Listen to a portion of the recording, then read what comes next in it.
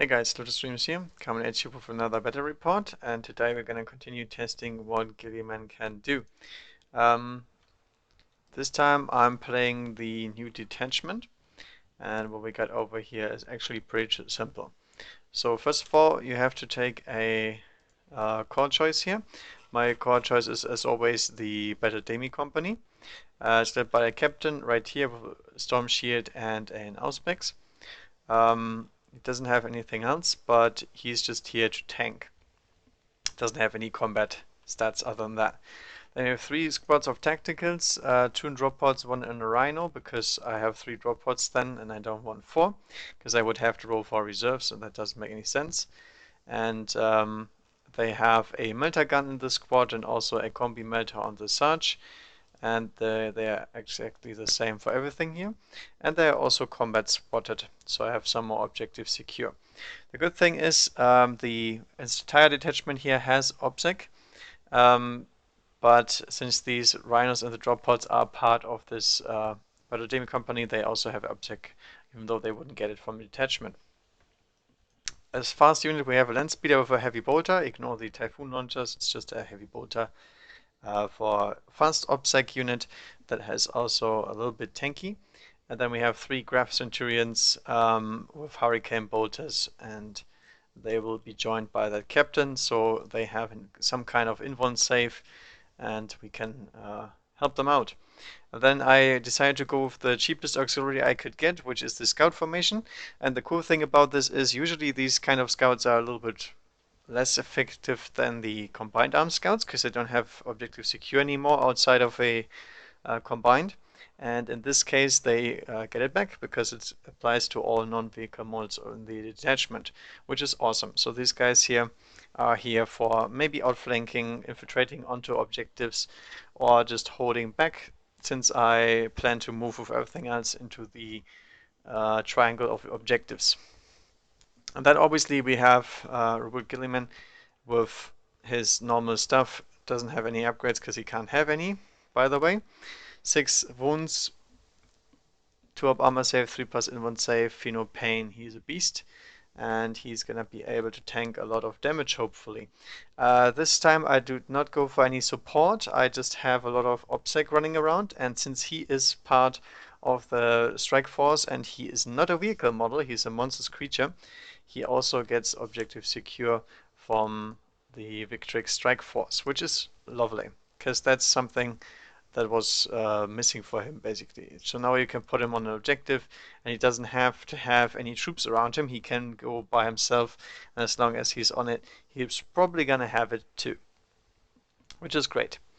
The entire thing here also has two more benefits. The first one is I can reroll my Warlord trait, which I won't have to because I'm gonna make Gilliman the Warlord, and he's gonna have all Warlord traits from command. That means within 12 inches he makes everybody reroll once in shooting in assault phase, give them move to cover, +1 to run in charges, and makes them use their lowest leadership, and also the other way around, which is nice. Obviously he's a Primarch. He also makes everybody here in the Ultramarines detachment reroll for tacticals, devastators, and so on, because they are Ultramarines, they have it as well, and because of the strike force, they have it, so they have it 3 times over, which is obviously useless because 9 doctrines you can never use. But the detachment has a second benefit that will allow them to use any combination of doctrines as they want. So you can have the tactical and the devastator one in the same turn. You can turn all 3 on, it doesn't matter. You're only limited by the max amount, not by 1 per turn, which is obviously nice. Really, really good to have. So if you expect something to be in combat, you can pretty much turn it on whenever you want to, since the chapter tactics, the detachment, and he himself allow you to do that. Also, everything here, even the Allied Death Watch, will reroll morale thinning peer checks, which is also good, because pinned Marines are not very useful, and you never know what happens to them, or they might get out of the Rhino and get pinned. That's not good, and we want to have our full bases clear. Other than that, not that useful. Best use is probably inside of a objective game when you gotta stick onto the objective, and if you're not getting shot to pieces, I guess it's useful. Otherwise, not so much. He can also come back on a 4+ if he gets killed. He restores the 3 wounds if he does so, and that can happen repeatedly, which is nice. Um, and he also has strength 10 attacks in close combat with Destroyer on 6s, which is obviously pretty strong considering he can hunt most things down. He's foot slogging, so he's very slow. He has fleet though for the run reroll. That's nice. If you want a full review, check out the video. Alright, that's all the Ultramarines I have. Looks pretty tiny. That's because this is 350 points. These guys are not very cheap, and tacticals do not get free transports here. This is not exactly a strike force. This is just a victory strike force, which grants some objectives secure, but no free transports, obviously, which I find rather refreshing than anything else, I think. What you can do is you can replace the scouts with anti-air of some sorts. That also works point-wise, but other than that, you're very limited because you're taking the Primarch. The Primarch is a bunch of points, and it's hard to get him in. And then I decided, well, do I want to go with Sternguard? But I'm always thinking, why would I go with Sternguard if I can just take a Deathwatch squad? Because Deathwatch does the same as Sternguard, just way better with way better weapon options. So I would decide to ally them in here. This is one Aquila strike team. It's basically a separate thing. It's also called a Deathwatch kill team, which is lovely because that's what they are. They have shotguns on these guys and 4 Deathwatch frag cannons, and they are combat squad in 2 squads coming in a drop pod. And they can remove 2 squads from play, which is really, really awesome. They have so much firepower against anything that they can take it out. Probably not an entire gargantuan creature, but everything about that is in their reach. They can also choose to not come in first turn, since we have 2 more drop pods. We can leave this one behind and try to go in turn 2 earliest. But other than that, they are my mobile kill something unit, and this stuff is more standing down. So we have 3 threats of him, and the Centurions to hunt, and then the rest has to do the job. Obviously, this army is very, very low on mobility as soon as the drop pods go down. Rhino doesn't hold anything, it's just going to die first turn. But Gilliman has a kind of 12-inch radius where you not want to be, because he has a very good chance of making those charges, and thanks to his water trade, he also adds +1 to this with fleet. And you basically have to play the objective game to lure the enemy to come towards you, and hope that he does survive. Because if he doesn't, then you're probably dead. Because the rest of the stuff only relies on 3+ armor saves. The captain is doing some work, but he doesn't have any close combat abilities because that would make him too expensive, pretty much. All right, this is going to be an attempt to make him work outside of a detachment that is designed to boost him, but this way is the other way around. He's going to be the auxiliary, and the rest has to do the lifting, pretty much. All right, and warning, cheese incoming. I'm gonna play some Ynnari again, and this time a very different approach than usual. I always thought that the decans are really strong, and I used to play them a lot, but I played a lot of melee-based lists in the last games. This time I'm not doing that. I'm taking the D, and I'll get as much as I can out of this with some little here and there's that make this more Ynnari than usual. So first of all, we have an Autarch as our warlord. He has Swooping Hawk wings and a fusion gun. He doesn't have the Executioner Spear because obviously can't give it to him. He is awesome in this setup because he can move 18 thanks to his wings, and he can also deep strike, obviously, because he can stay on the board, then jump up, and then he will automatically come in next turn. And his support ability also allows you to add 1 or subtract 1 from your reserve rolls, so you can manipulate your reserves in both ways, which is awesome because sometimes you want to You want your heavy hitters to not come in first. And he basically allows himself to come in automatically by just deploying and then jumping, or he can stay on the board, move forward very quickly, and Strength from Death boosts your movement ability again, so he can move up to 36 inches when he is triggered, and he can also still charge afterwards, which is awesome. That's why I gave him a fusion gun, because he can get in range very quickly. He also has haywire grenades, so he's basically made to tank and hunt some small units. Otherwise, he's not that tanky, but he's fair enough in terms of Eldar um, standards. He also is basically a support unit for the entire thing. I didn't have to take him. I had 2 Warlord slots already filled for my 2 detachments, but I wanted to try him out, and I think he can perform pretty well, and he's going to support the rest no matter what he does, even if he dies. Then in troops we have 2 squads of bikes in each detachment. This is 2 reborn warhosts, and we have 3 D cannons in each heavy support slot, single models. These things are super tough to kill. They have amazing firepower against anything because they have D barrage weapons, and it's full functional D, nothing watered down, anything. This has the instant death, everything on 6s, and also pretty much removes most of the stuff from play outright if it isn't in area terrain or has amazing invuln saves. They are also very, very dangerous because they have 24 range. That doesn't sound like much, but if you consider that you don't want to go within 24 inches of them, then you can probably not reach any tactical objectives. So they can't hold objectives very easily, but they can threaten everything that tries to do so.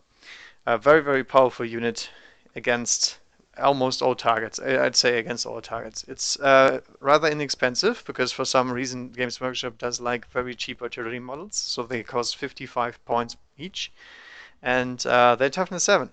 So even when the Guardians get attacked, you're very, very unlikely to hurt them unless you're using flamers.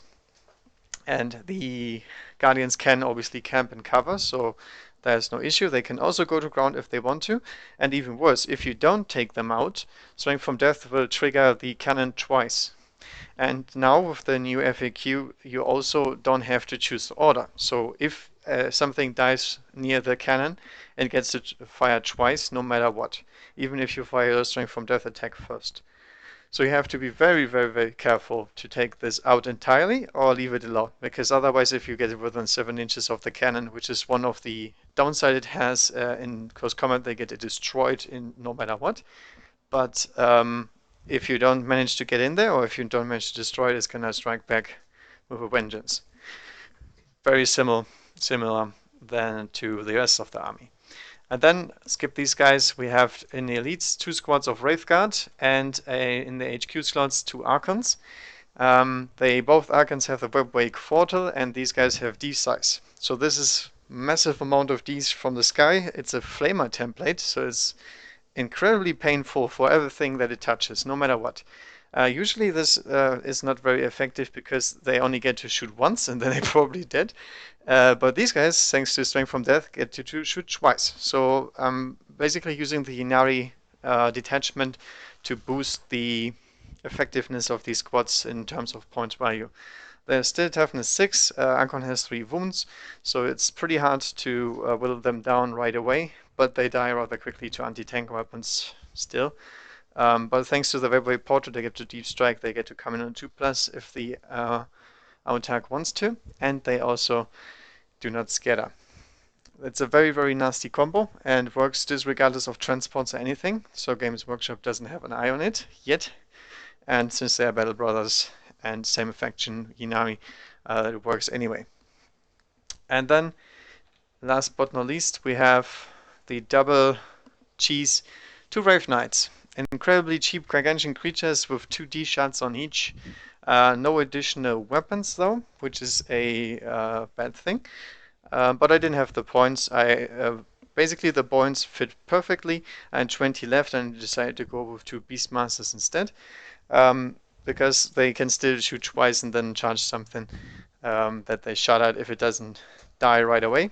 These things are really, really powerful in their own, but they also get more powerful because of the fact that they um, can possibly shoot twice. Now, being toughness 8, they can pretty much not be touched by anything better than high anti-tank weapons or really, really nasty melee units. But even strength 6 doesn't even hurt them reliably. They have no invuln save, but they have Feel No Pain, and they have 6 wounds each. So that's really, really hard to remove them, and they are 300 points. So you're not even taking out that much points. They have, however, the ability to kill whatever you want to, since they have a full functional D shot as well, and they have 2 of them each turn. So you can't leave them alone. They also jump monstrous creatures, or jump gargantuan creatures, and also monstrous creatures, because all gargantuan creatures are also monstrous creatures, but don't mind me. They are very, very fast. Gilliman will not engage them if they don't want to. And they can also use this ability very aggressively if they are stomping forward and they threaten light infantry or heavy infantry, because nobody can hurt them. And with the stomp attacks and their normal AP2 attacks, they're very dangerous in close combat even without the D swords. They don't need the D swords necessarily. And obviously in the Ynnari version makes this even more powerful because they get to charge something. And for example, if you're charging a transport, you will drop your initiative, so you can keep on attacking on initiative 1, and you can also do your stomps afterwards. So you basically get to destroy 2 units if you come close, and they don't get to do anything back to you. So they are very, very nasty, and they are maneuverable, and they will do some really, really bad work, I bet you. And then we have 2 Beastmasters. Why do we have 2 Beastmasters? 10 points model, Beast, 12-inch movement, can hold objectives.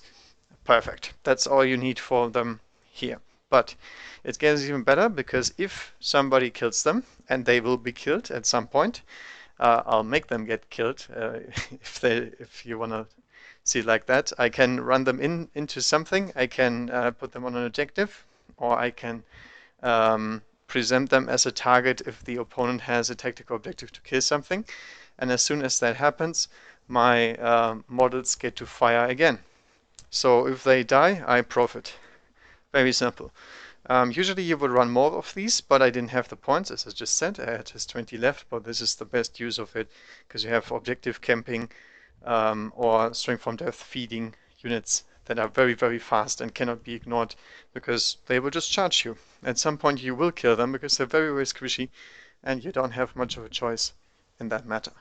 Alright, that is, I think, Ynnari-wise, as tough as it gets in terms of single target damage. These things can take out anything, even Imperial Knights, no issue.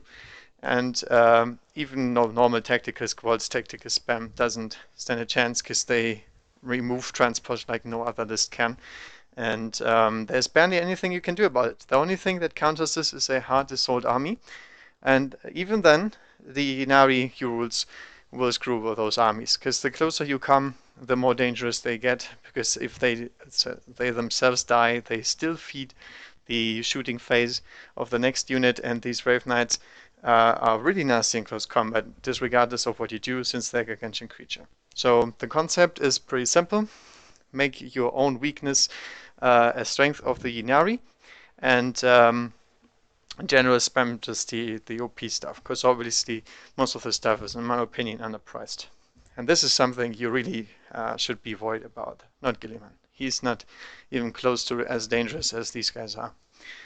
But we will see. We will see if they can do the scoring, because they don't have objective secure, and the Ultramarines have it. Ultramarines also have some medium amount of firepower to take out the other squads. And the Death Watch will, as I said, will annihilate something, no matter if it's D or not.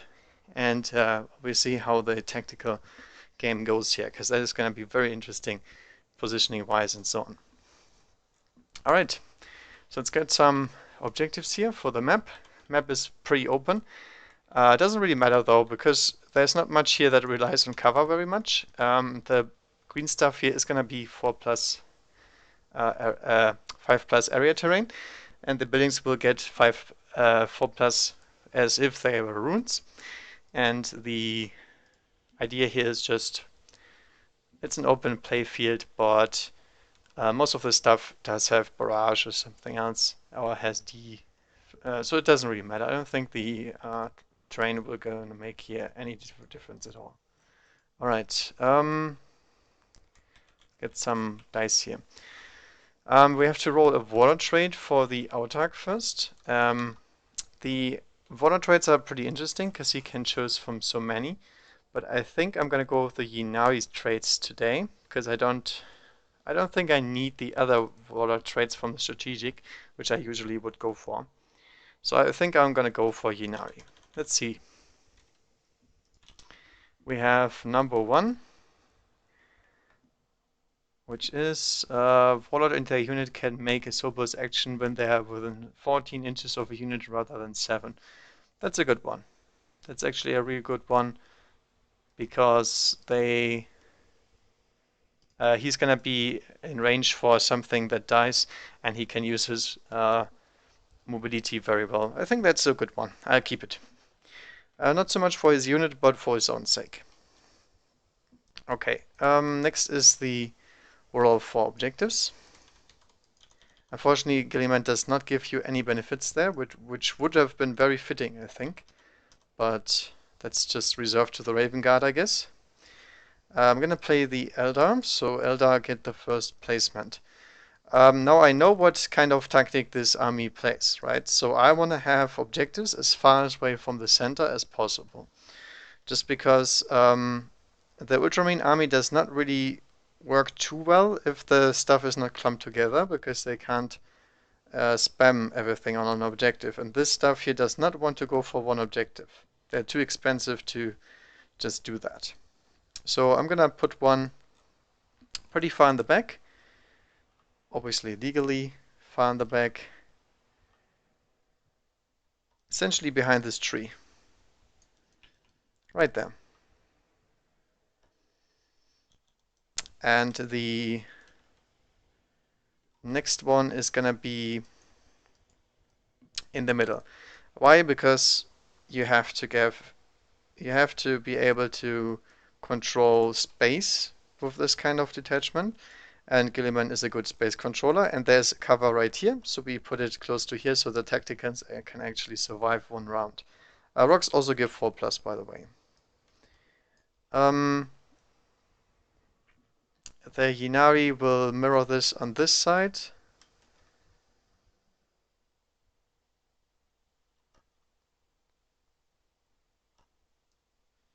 So right here. Seems good. Get another one over there. And then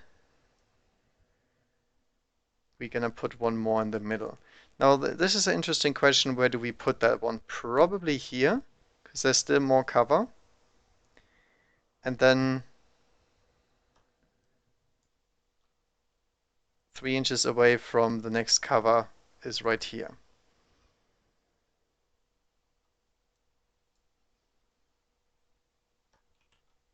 Still have to go a little bit more down. Okay, now we're good. And then the Ynnari will put one over on this side.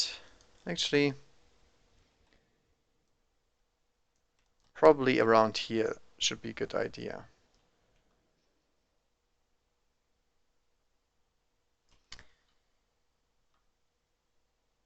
Because remember, the Guardians do not have very good armor saves, so they would like some cover if possible. And that should fix that. Okay. Now one last one to deploy. 1, 2, 3, 4, 5. Okay. We can go another one here, but I think I'll make the triangle a little bit bigger just to get more cover on this side. Usually you don't want to do that, but I mean,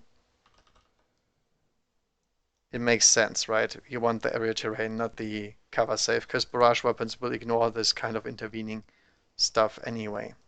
Okay, so pretty obvious detachments and a pretty obvious objective placement just due to that. Next is going to be the deployment.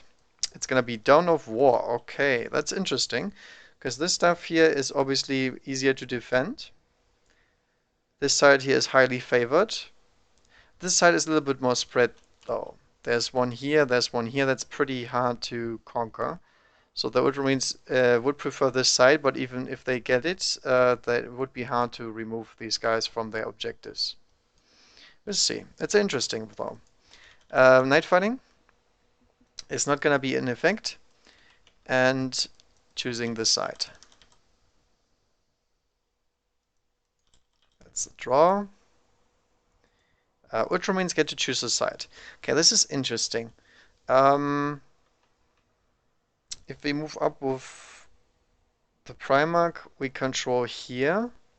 We also have drop pods to control this, and then we only have to control this one in additional, while we have this one and this one for sure.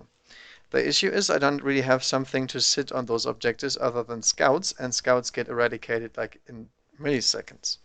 So I probably have to dedicate a Rhino to that one and the scouts. I think it's still okay. I think this position is better than the other way around. If I have these four objectives, that's nice, but they can take this one super easily, no problem, and they probably shoot me down anyway. And controlling these two is impossible with just 3 pods. It doesn't have anything. As soon as something drops here, they will probably get annihilated next turn. I think this side is the less favorable one. So they're gonna keep their side pretty much, and then we see who deploys first. Also Ultramarines, okay, so they get the choice. This stuff here comes in turn 2 earliest, but I would like my drop pod to come in after the Wraith Guard has come down, because they are really good at killing the Wraith Guard unit, and everything else pretty much is not able to unless it's the Centurions, and it's very likely that the Centurions will die the very turn they come in, right away. So it is very good to go second here, because I can keep this one in reserve and then come in after the second turn earliest. So I have free target rain, and I don't have much shooting that can do anything about the Eldar anyway. The only thing that can fire is these guys, and these guys do not have the range to deal with the Eldar, because the Eldar outrange them with everything unless they walk into D range, and at that point they're just dead. If you're wondering, Graph weapons do very, very, very little against these units because they have 5-up saves, and the majority save is a 5-up, so they would wound them on 5s. And that's horrible. They don't even ignore cover, so Graph Centurions are not good against these kind of targets. And maybe good against the Wraith Knight, but they can outrange them, so there should be no reason why they should be in range first turn. So they're going to choose to go second, or deploy second in this case, because they can still see initiative, and if they want to, and then the Eldar will deploy first. Okay, question is, what do we do with the Beastmasters? Do we put them on the objective, or do we run them down here? Because there's one objective here that needs to be held, and I would probably not want to dedicate a D-cannon to that. So it's a little bit tricky.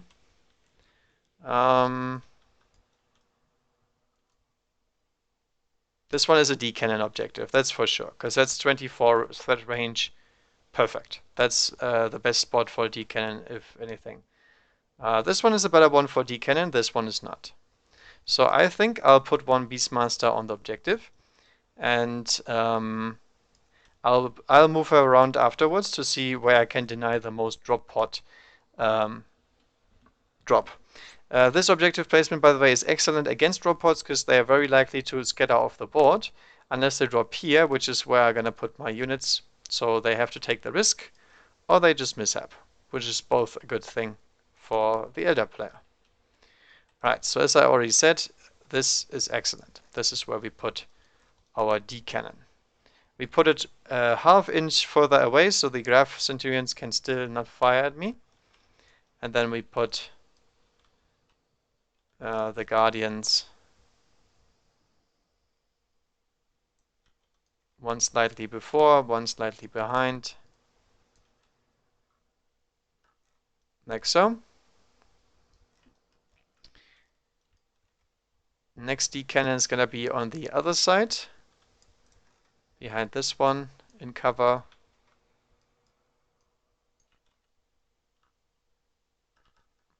This is where I hold the objective, but since they have obsec, it's very unlikely that that actually matters. It's only a matter for the Death Watch, which is exactly why I'm deploying like I'm deploying. And then I'll put the Beastmaster over here, because the only thing where the drop pod can come in is here, which is fine because it's out in the open, and I'll destroy them if they do that, and that should be fine. Okay, next unit. I have another D cannon, probably over here as well.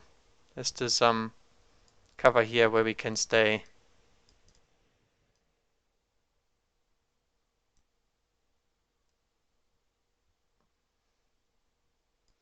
And we can move those Guardians forward into the cover if they're out of range.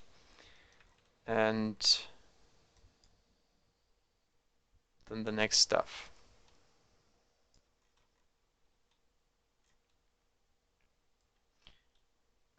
This D cannon would be nice here, but I'm not sure if I want to lose it because they don't have any cover then. And that means the graph can actually hurt them. And bolter shots too. I can put it on the roof so it would get the cover safe here, and because I'm counting this as ruins, as I said. They don't look like it, but rules-wise they are ruins for me. Put it on top of here. Still got good threat range. And then we have two more. Probably one more over here. The idea is very simple. If they destroy one D cannon, the other one gets a free shot at whatever came down. And that can hurt a boatload. So gotta keep them within 7 inches of each other. And then we should be good. Okay, and then we have one last one that we can put on the roof, I guess, just to double down.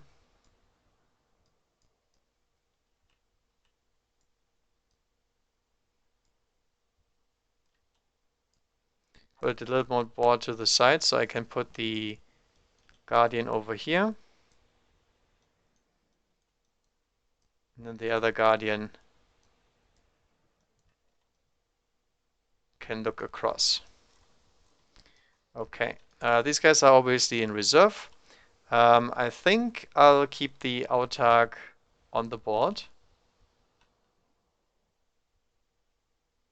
And I will join the squad for now, just in case they seize the initiative or if they want to seize the initiative. He can hop into space anyway. Should be fine. And right there, they have better things to do. If they kill him, they get annihilated by D-shots, so they should not kill him if they want to live. And then the jet bikes will pretty much be everywhere. They need to come pretty close because they only have this twinning choking catapults. And they're more a mobile unit than anything else. I need those to capture objectives, not to survive super long. They also can jink, so it's no big deal deploying them a little bit more aggressively. And if they drop on me, they get even more effective.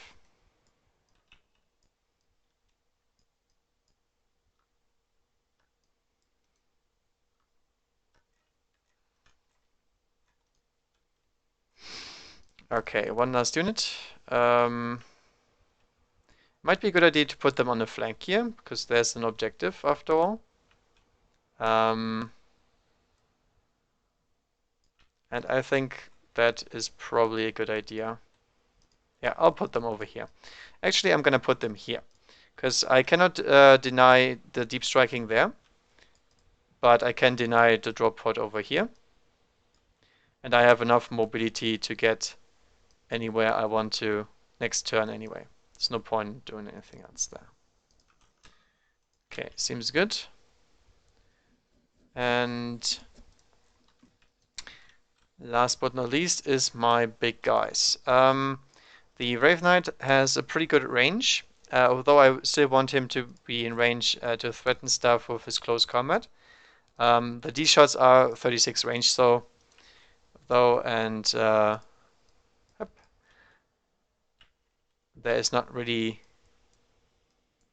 much benefit to come closer than that, unless we take out the Centurions, which we can pretty easily.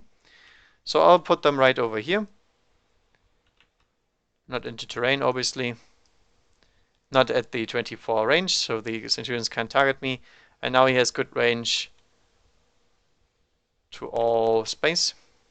And then this guy can come down here and make his way over there next turn.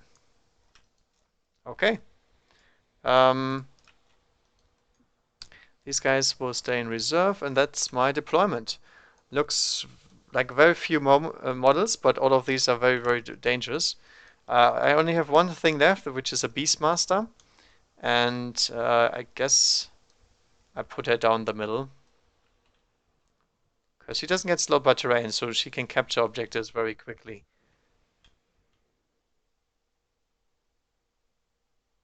Let's keep her over here. Yeah, should be fine. If she dies, that's fine. Everybody else is going to get free strength from death. And if she doesn't die, she's going to attack something so to make her die. Alright, that's it. Next thing is Ultramarines deployment. These guys will probably not deploy right now. The scouts will have to deploy pretty far backwards because we need these objectives here. And if I drop the D cannons just to kill scouts, I guess that's worth it. So I'm gonna make sure to camp around in this area. Spread a little bit just in case they want to come down and annihilate them.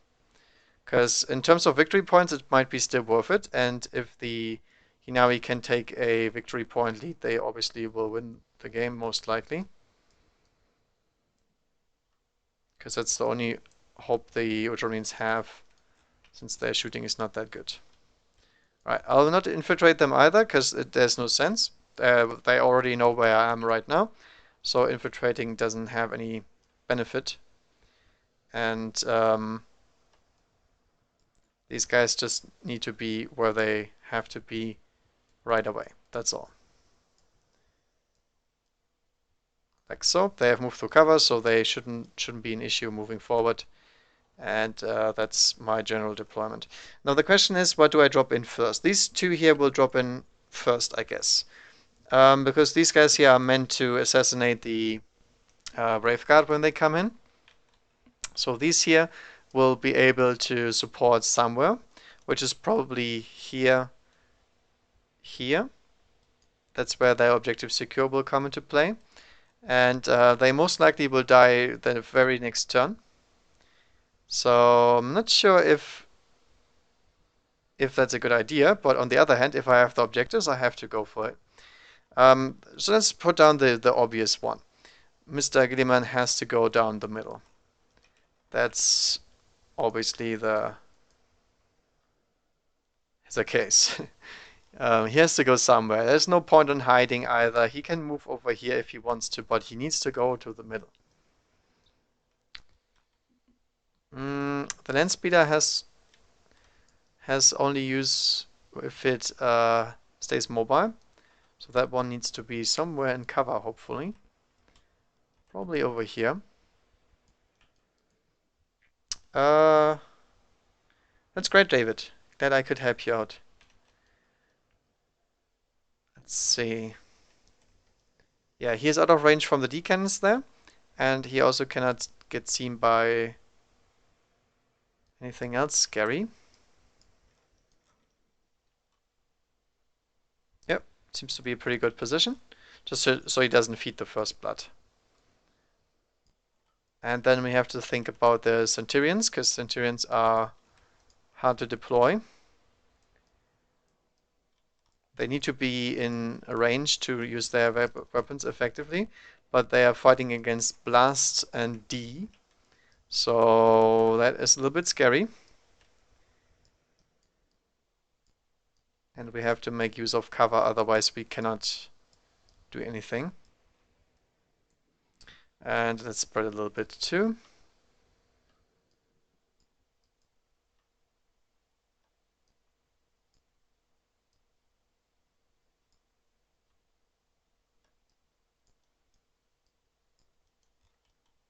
Like so.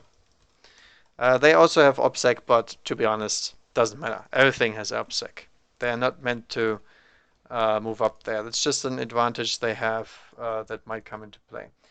These scouts will probably outflank because I want to have this objective here, if I can. And since they have object now in the strike force, they are actually useful for that. And then we have to see what we do with the Rhino.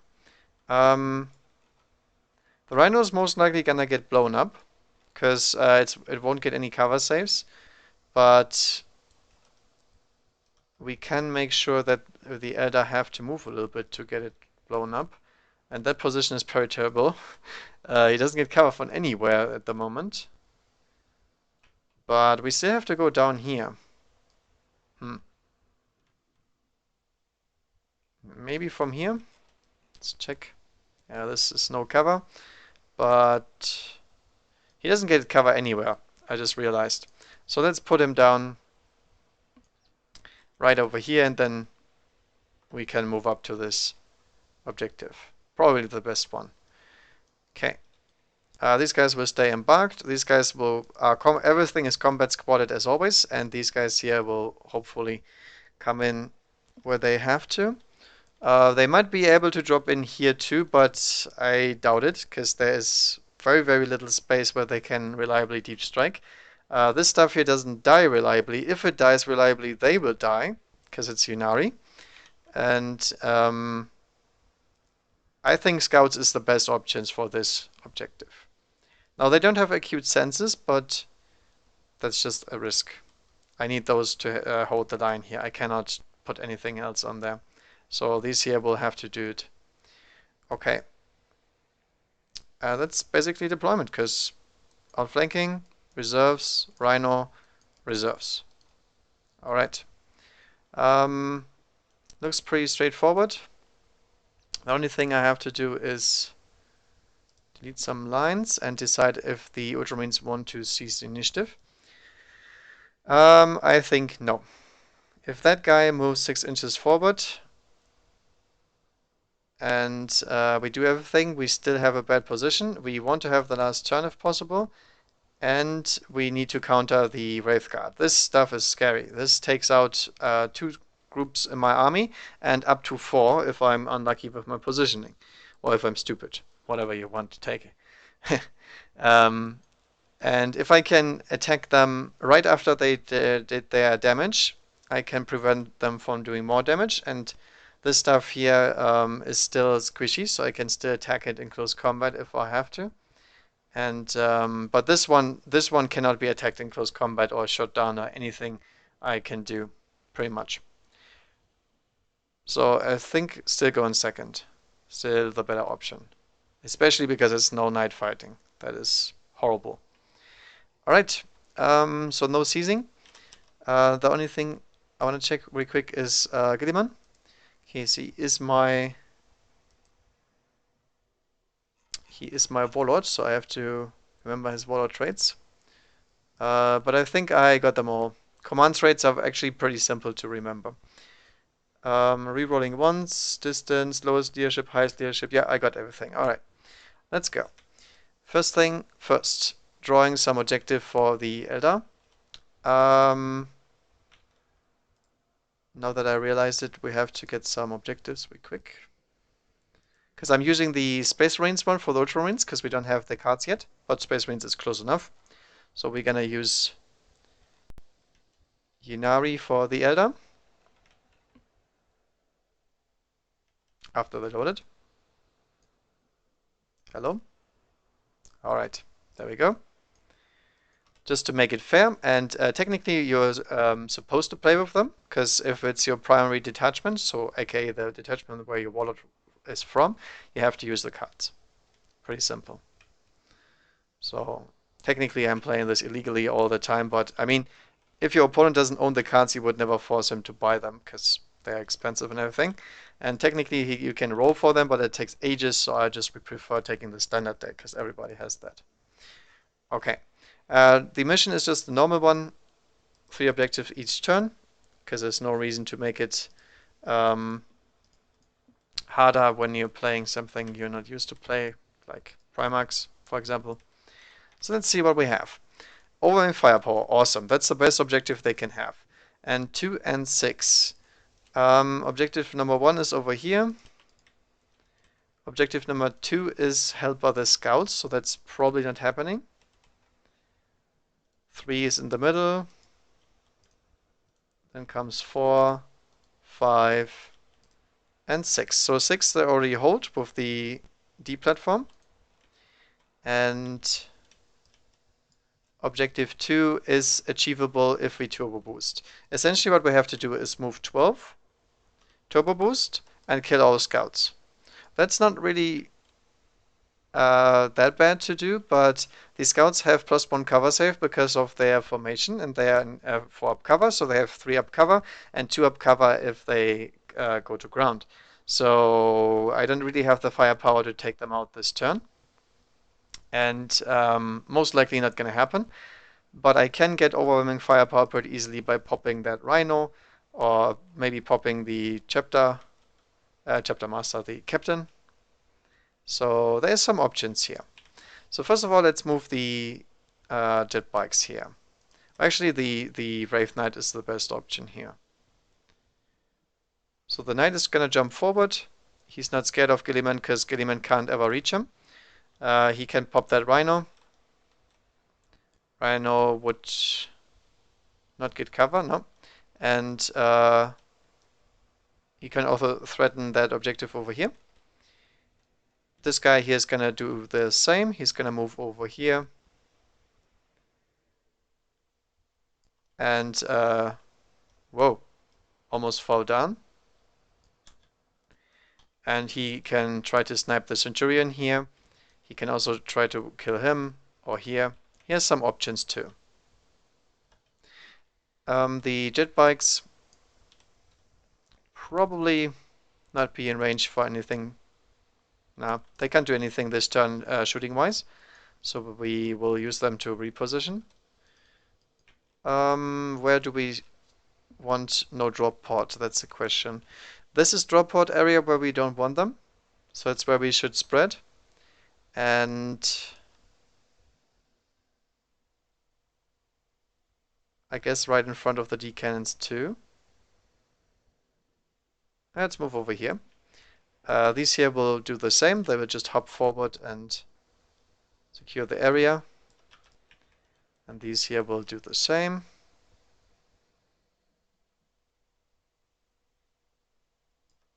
Like so.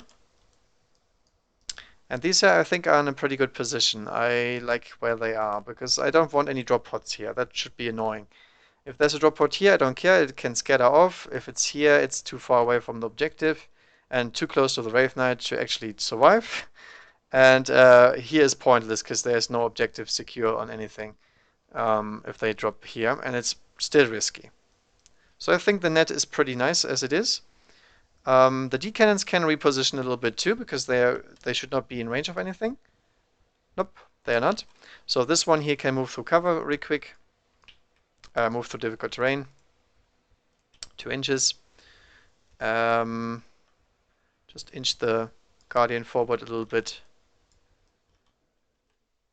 Squeeze it in here. Because I know the Deathwatch will not come in before turn 2, so I don't have to have anything on here regarding my other platforms.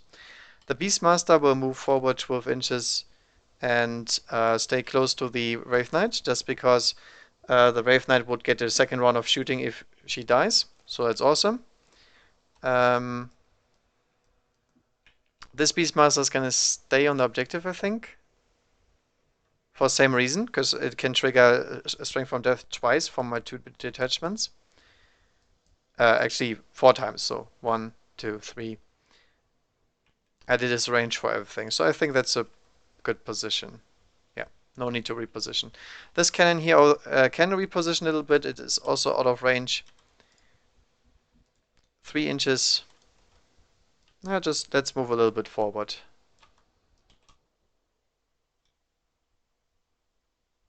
To here, and then this Guardian into cover again. And then I guess we can put the Beastmaster over here, so the drop pod is still denied when it tries to drop in. Because you can fit the drop pod, but you can't fit the Marines, which makes them die. So nobody will jump there. Over here we also have some repositioning that we can do.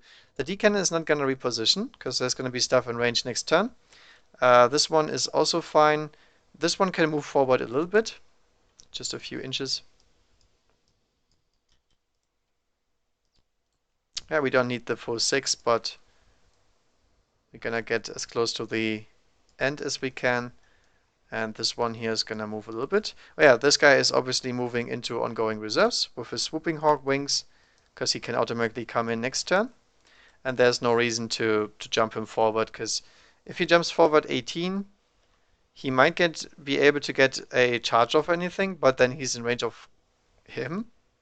So I don't know. He can try to overrun these scouts. That would be a possibility. But I don't know how likely that is. I think it's probably not possible. Nah, I don't have any cheese. His water trade is great for this stuff. He would be able to charge these guys if I destroy anything within 14. But that's most likely the Rhino, and that Rhino is too far away for me to trigger. So I'm gonna do that next turn. No need to do it this turn. Um, these guys here are holding still. Oh yeah, the cannon needs to go forward. Right. Where's my dice? Oh, there they are. 4 inches. Okay. Cannon is moving to here. This guy is moving forward. This guy is staying back.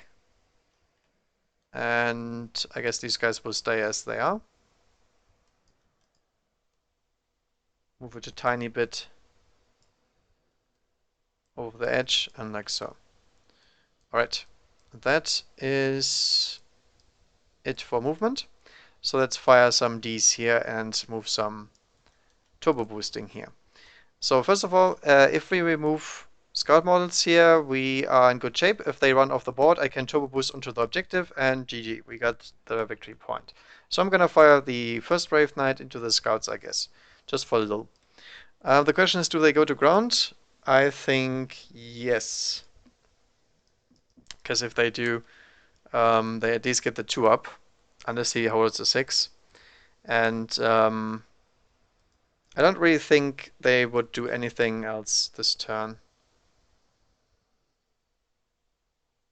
Yeah. Alright, so let's fire. Going to ground with the scouts. It's 2 hits, wounding on 2s. And that's 2 up cover. And that's 1 scout dead. Pew! The go to ground didn't matter in this case, but you never know. And after all, they should not run away because of first blood and everything. And then the points. It's too much points. And then this knight here is going to take his shots at the Rhino. Both of them. Also 2 hits. What does he do? It is dead. It is removed from play. The guys inside will take their pinning check, which they fail on a 9, but they can reroll thanks to Gilliman. Actually, they can use this with leadership, right? Not sure if they fail that. Where's my command traits? He has too many water traits, that's for sure.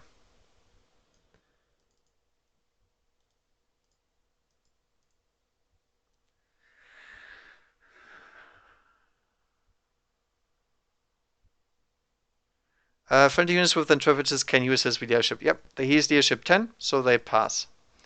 Also, snap firing, which they also pass. Alright. So these guys will disembark. Into terrain or not into terrain? That's a question. If I move them forward, I mean, he can't charge them, but he would be able to charge them next turn. I think we will disembark forward, though. We need them on the objective, if possible. The Melta squad has to go into this direction, because they are the ones that can actually damage the Wraith Knight. And the other squad goes this way. Alright, so disembarking 3 inches right here.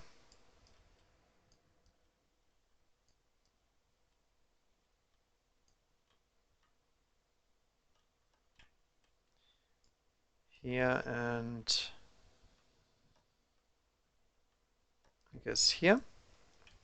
And then these guys here will disembark on this side. Also 3 inches since it's got wrecked.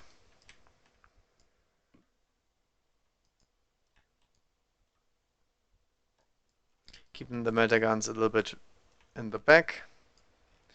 And that thing is toast.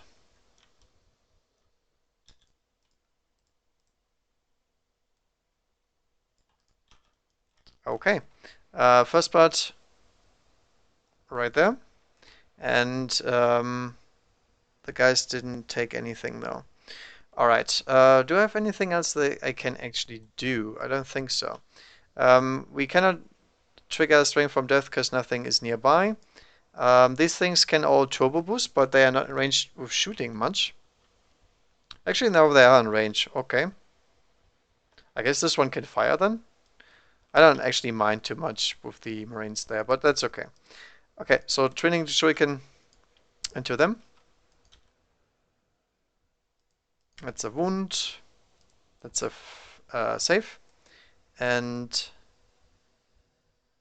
what else do we need to turbo boost? Or do we need to turbo boost anything? I guess we can turbo boost these guys on the flank.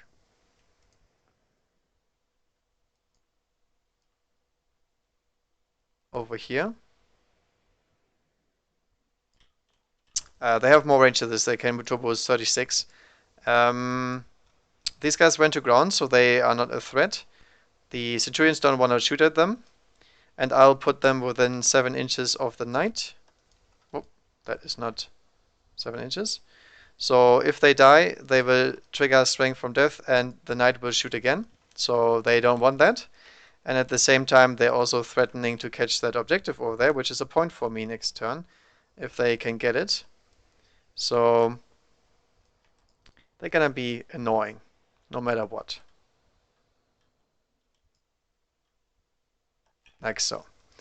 Okay, these guys will stand still. Yeah, they're as close as to cover as they can.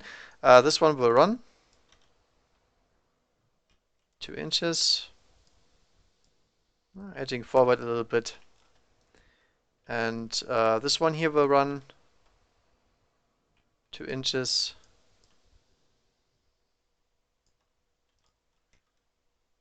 And the other cannon will also run just to get into that building, basically. Come on, cannon. You can do it, like so. I think these guys here are fine in the position where they are, because no drop potting here, no drop potting here. I mean, they can try, but they wouldn't survive that. And I guess the only thing I would like to have is one thing within 7 inches, which already this guy is. Okay, so if these guys die, they will get the shot. If these guys die, they will get the shot. And that should be okay. I can also move one model within 7 inches here. How far is that? Yep, I can do that automatically, since I have my sword moves. There you go. I would have had enough range. And that's it. Not much shooting here, because obviously nothing is really in range. Although these guys would have been in range, but yeah, they wouldn't have been in range because I moved forward a little bit already. So that's okay. Everything moving as forward, and this guy already shot. Good. These guys don't have to take a test. This is already done, and they don't have to test because they already passed. And that is their first turn. Overwhelming firepower and secure objective 6 is scored. Secure objective 2, I think I will I discard that? Because it's very achievable next turn.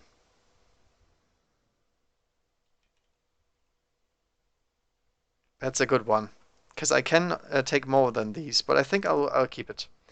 I will keep it. Probably a mistake, but still.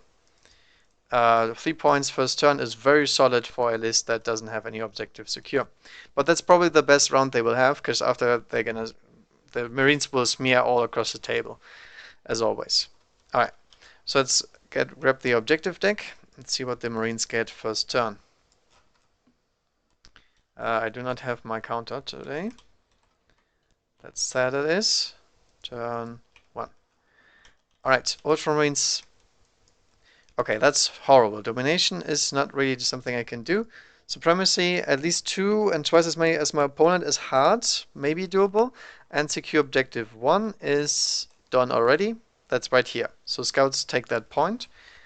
Supremacy, the Eldar control 1, 2, 3, 4 objectives. So that's hard. And we can remove these guys possibly. We can remove these guys, so they have 2 left.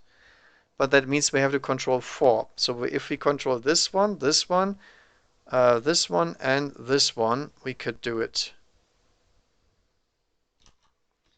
That's doable because we have a lot of ground troops, but it's not necessarily...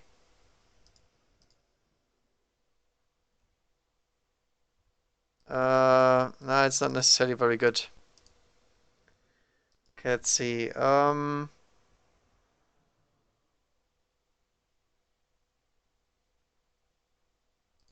Yeah, go to ground, it works that way. Where do we drop? That's the big question here. We have 2 Marines of 2 drop pods full with 10 Marines of 5 combat squaded.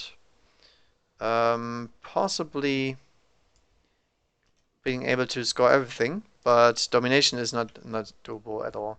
That's just impossible. If we drop these guys here can hold this objective because they're within 9 inches, so they can have it this turn. So we don't have to drop anything on that objective. We just have to move closer, which is not hard to do. This one here is definitely something I cannot achieve by on foot. So we have to put a drop pod nearby here. As I already mentioned, we cannot put it over here because if we put it over here, it's really hard to disembark and these things will shoot us to death if we do so. Probably the better idea to put it here.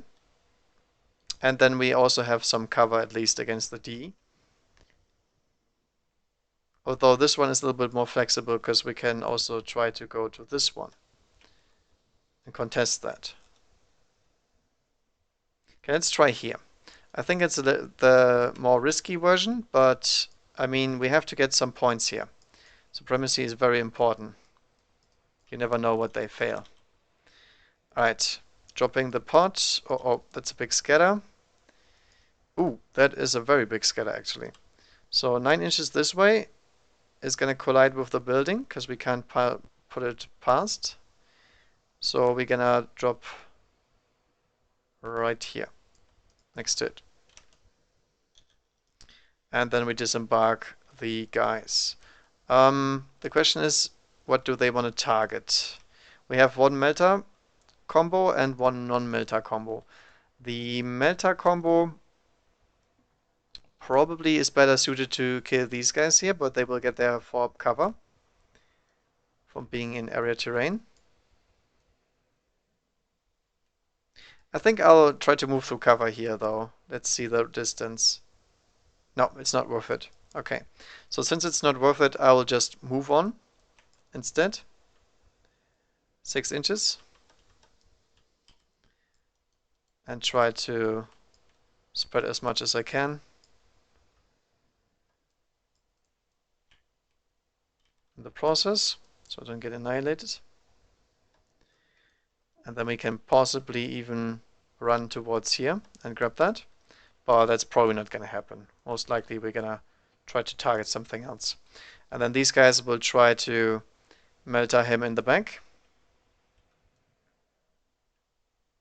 while holding this objective.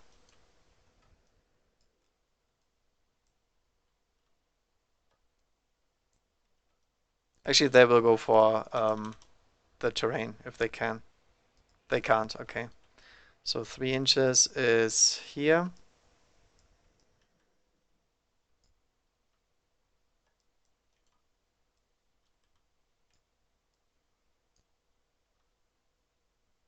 This is still within 12, so we can still reach.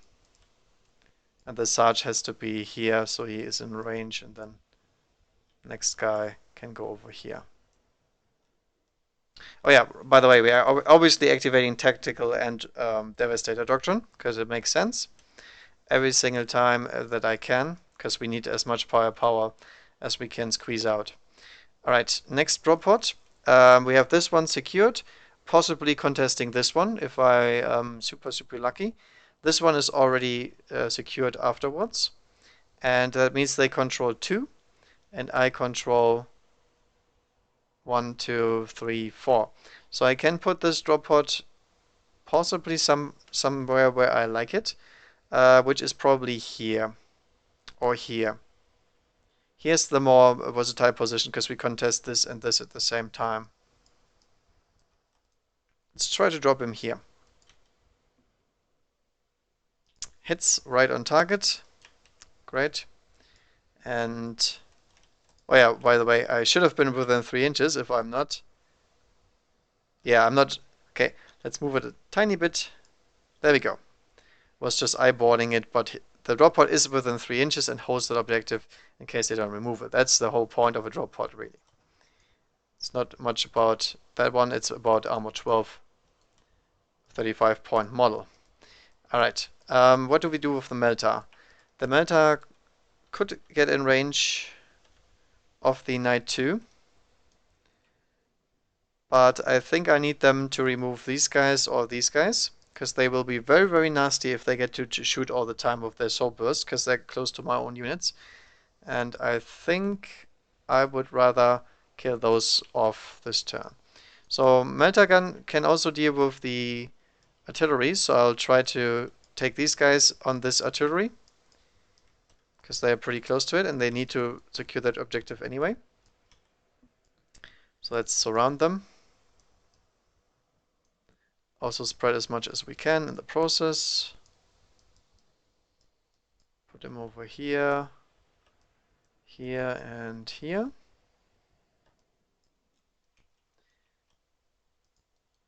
And then the second group is gonna disembark this way. So they have a very flexible of dealing with the jetpacks and also contesting this or this objective in case I need it in previous and following turns. Also, since they mix a little bit with the jet bikes, they also gain the benefit of not dying that quickly. Because I don't want to target my own units, obviously. Like so. So basically we're smearing across the table. It's what the Marines do. The scouts cannot come in yet because they are outflanking, so they are not in this turn. And then we have to go for the normal movement. Now, first of all, these guys here will move up, and they will move as far as they can towards the objective and not go into the terrain yet. Obviously, I will try, because we have to get some guys into the terrain, but not yet, because if we get slowed down, we lose our effective range. Let's see how much do we need here. We need a 3-inch move, and we have move to cover from Gilliman. So I guess I can try with these guys. Oh, let's risk it. If I roll less than 3, I'm gonna be sad, but that's okay. No, we Gucci. Okay, full 6 inches movement, which is nice. So we can move a maximum distance of here. Then we can spread them at least a little bit, because cover is nice and all, but 6s remove me anyway. Then he's gonna move too, 6 inches, because, you know, it's Gilliman. He's very, very slow. And the Centurions will probably just shoot this guy, because he's out in the open. They don't have any better targets, and I guess we gotta kill him. They are also within 12 inches of him, so they get moved to cover. 6 inches. Let's check range. Oh, we're actually exactly in range now. So let's just move this guy ahead. So he dies first when we get shot. And other than that, we also check range. The D cannon can hit me, so I'm gonna move a little bit back and still be in range to fire at him. Okay, these guys can't move. And then we have the land speeder. Land speeder is not needed yet, so I'm gonna keep him in cover because he needs to secure objectives later. He's the fastest and the most durable unit in terms of shuriken, and also D because he can jink. And I guess he can fire into this one because he can barely hurt it because he's strength 5 on the heavy bolter. I don't think there's anything else that I want to fire him at. Not these guys for sure because I can't hurt him. He could fire at the jet bikes, but I mean, I can't see anything. I can only see palm trees. Now we Gucci firing as we are. Alright. I think that is all, right? These scouts are not moving anyway. They want to stay on the objective. And that is it. Alright, let's open fire with the Devastators first. Since Devastator Doctrine is active and tactical too, they get to reroll everything, which is nice. 5 shots each with the graphs. 15 total. Auspex is not in range, but doesn't matter, he doesn't have any cover. Hitting on 3s, that's 2 cocked dice. And re-rolling. And wounding him on 3s, because he has a 3-up armor. That's a whole bunch of cocked dice. Very good wounding, my goodness. Graph M's. Alright, that's pretty much all they needed to do. Let's see, does he have any cover? No, I don't think so. No. There's something in the way, but he's a Brave Knight and he's a Gargantian. So that is probably him dead, right?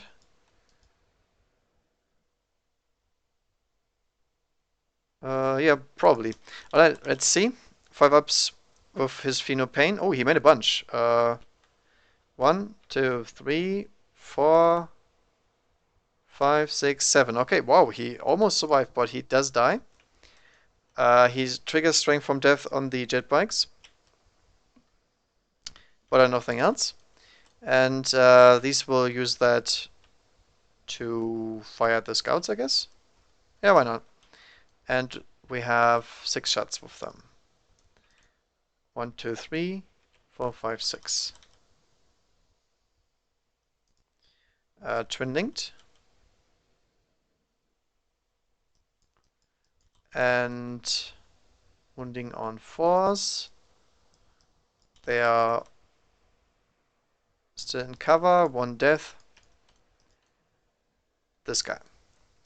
Alright, so I have to take a leadership test afterwards. And then he's removed. So that was a very good round of shooting from the Centurions. Probably the last one they will get, but still, very good one indeed. Alright, what else do we need to do? Let's open fire into this guy too, because we want to kill him before he gets nasty. We have 1, 2, 3... Yeah, these guys here first. So we have 2 melter guns. The combi melter and the melter. Wounding him on 4s. It's 1 wound, which he passes. Then a crack grenade is in range. hits and doesn't do anything. And the normal bolter gun fire cannot hurt him at all. Then we have 2 more melter gun shots from here into him. 2 hits, 1 wound. Does he have any cover? No, he does not. So he does fail his Feel No Pain, and he has 5 wounds left. Next is gonna be the crack grenade. Hits and doesn't do anything.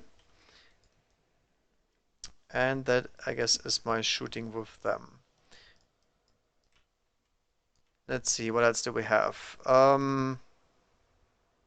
These 2 melters here into the D platform right in front. 2 hits. No wounds, because they're strength 7. That strength 8 against toughness 7. So nothing. And then we have a crack grenade. Misses, but reroll with tactical. Strength 6 doesn't wound. And we have bolt gun fire from the remaining 2 normal guys. Rerolling. Wounding on 6s. Nothing. That's exactly why D platforms are pretty strong.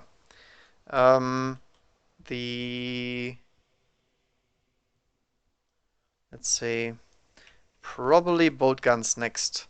These bolt guns into the guys next to them. Hitting on 3s, rerolling everything due to tactical. And wounding on 4s. With 3-up armor. And they are dead. As they die, they trigger Strength from Death on this unit and on this unit. So the Wraith Knight will take his 2 shots first. Where do we target? It's kind of hard to say. There's so much crop stuff going on here. I guess we can charge. I mean, the charge is probably the better option here.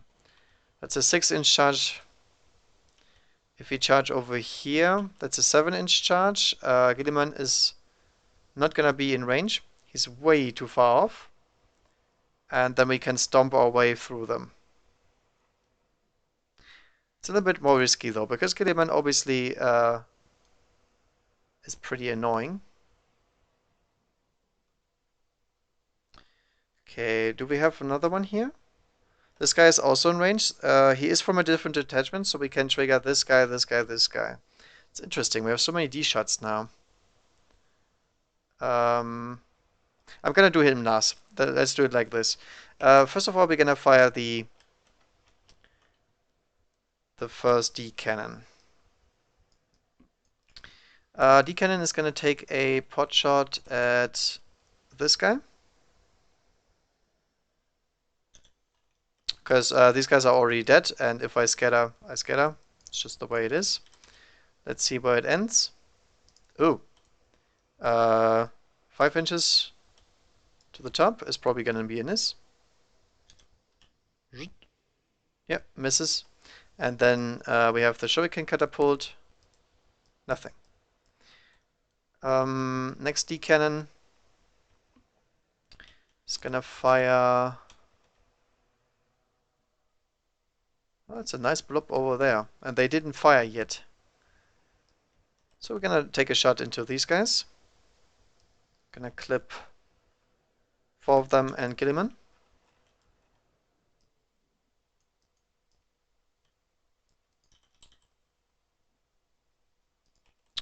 Scatters over here 3 inches.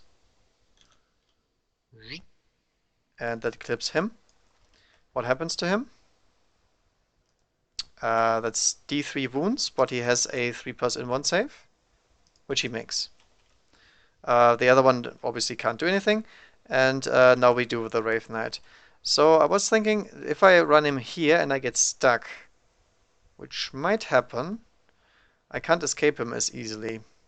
On the other hand, if I run in now, They can't do anything about me. Hmm. Or do I trigger the Beastmaster and then trigger something else? That's also a possibility. I can charge her into these guys and then trigger another D cannon in these guys, which is really funny, but it's how it works. If she charges and she dies in Overwatch, I will get another round.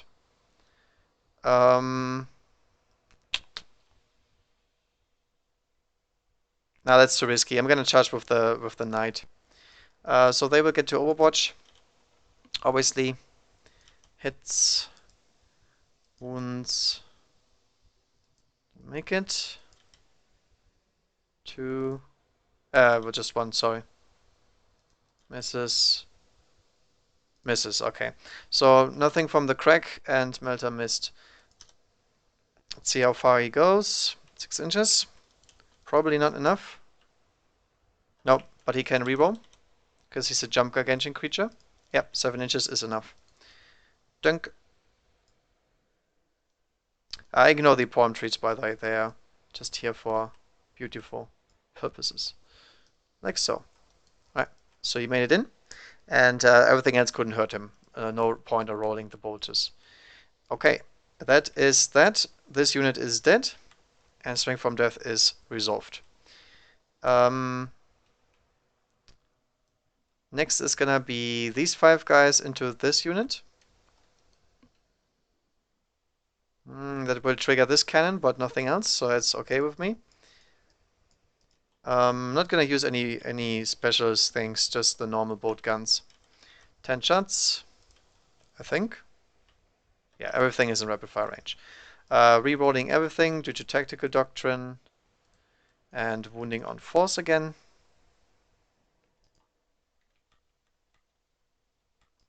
That's a good amount, and they get their armor saves, and they fail one single bike dies. Blop. Alright. That's not something he can do, so I probably have to run him. Although these guys should have run a little bit. Whoops. Now he's stuck here. I guess we can fire with him, but now I want to run him. So whoa, whoa, whoa. Running Grimmen. 2 inches. Fleet. 5 inches due to his Warlord trait. And we're gonna run this way. Just because I want to kill the Wave Knight, just in case it gets stuck on the tacticals. You never know. And that's his prime target, basically. Then over here we have one tactical squad left. I can run them in here, but it doesn't really do anything. I already control enough objectives. So I'm just gonna open fire into the Wind Riders instead. So it's another 10 shots. Hitting on 3s and missing pretty badly. But we have Tactical Doctrine. Hitting almost everything. Force to wound. Not that good. And 3 up saves on the jet bikes. Which one of them doesn't make. Then I also have just one drop pod in range. So the drop pod misses. This drop pod here fires into the other jetpack unit. 1 hit. No wound. And I guess that's everything, right? Fired, fired, fired. Fired, fired. Fired, fired. Drop pod fired. Yep, we're done. Okay, these guys can't fire. The scouts are not in range of anything. Oh, they are. Okay, so one scout can fire a shot at this platform. Winning on 6s. No. So essentially they're not doing anything this turn. These guys here can snap fire into the jet bikes. Everything is in rapid fire range. So we have 6 shots with the scouts, rerolling once. 1 hit, that's a cocked die. 1 reroll, sorry. No hits. This is staying where it is. This thing doesn't have any more targets. It's not going to move either, so it doesn't immobilize. And I guess that is my army, right? Yep. That was a solid Alpha Strike. Unfortunately, didn't do much damage. I guess we killed a unit, but they probably used a tactical unit in their turn, and the scouts might run away. I'm not sure about this one. But we did score our objectives, which is more important to me. Alright, so first of all, we have to gonna take some tests here. These guys here will have to take a leadership that they pass on the 8. The jet bikes. Actually, they don't have to take a test, right? No, they just lost one. Oh, they have to. Right. Okay, so Wind Riders have leadership 8, I think. Let's see what the Wind Riders do. Leadership 8, yeah. So they fail that one. And they fall back. 8, 9. Guess they ignore terrain. If they can. 9, and now this one doesn't get over. So we would have to go around here. And this guy has to stay in unit currency. Over here. These guys here will also, they pass, which is good, because if these guys would have run away, they wouldn't get any benefit. And I think that's all the casualties I took, right? Yeah, they were on Wraith Knight, it just went down, and that's it. Okay, so let's go to the close combat here, because then it's assault phase. He ran, so he cannot charge. These guys obviously cannot charge anything, so we just go to this combat. We have a Hammer of Wrath hit from the Wraith Knight, which wounds, and he saves. Then we have Pie and Move with the tacticals, because they go in first, because he doesn't have assault grenades. We have one single crack grenade that wounds on 6s, which doesn't do anything. And then he gets to tag with his 4 attacks, I think. Let's see. Wraith Knight has 4 attacks, so 5 attacks on the charge. Hitting on force. I don't know his weapon skill. His weapon skill 4, right? Yeah, he is hitting on force. So 2 hits. Wounding on 2s. It's 2 guys dead. 1, 2. Whoa. Remove my Wraith Knight. Come on. There we go. 1 and 2. Probably these guys. This is the melter gun, and this is the closest way for him. Then he gets his stomp attacks. 1. He's gonna stomp right here. Gonna hit 2 models. Oh, wait a second. No. This is not how this works. You only resolve one single stomp for all. Okay. I don't know what that is, but it is not removing them from play. It's just a bunch of attacks. Crunch. Strength 6, AP 4 hit. Wounding on 2s. With 3+ saves. Kills 1 more Marine. They fail this combat by 3. Going to leadership 7, because they're leadership 10 thanks to Gilliman. Which they fail, but they get to reroll because he's on the field. Which they pass. Alright, so he might keep him locked up here, but remember, this is not over yet. And they get to pie in.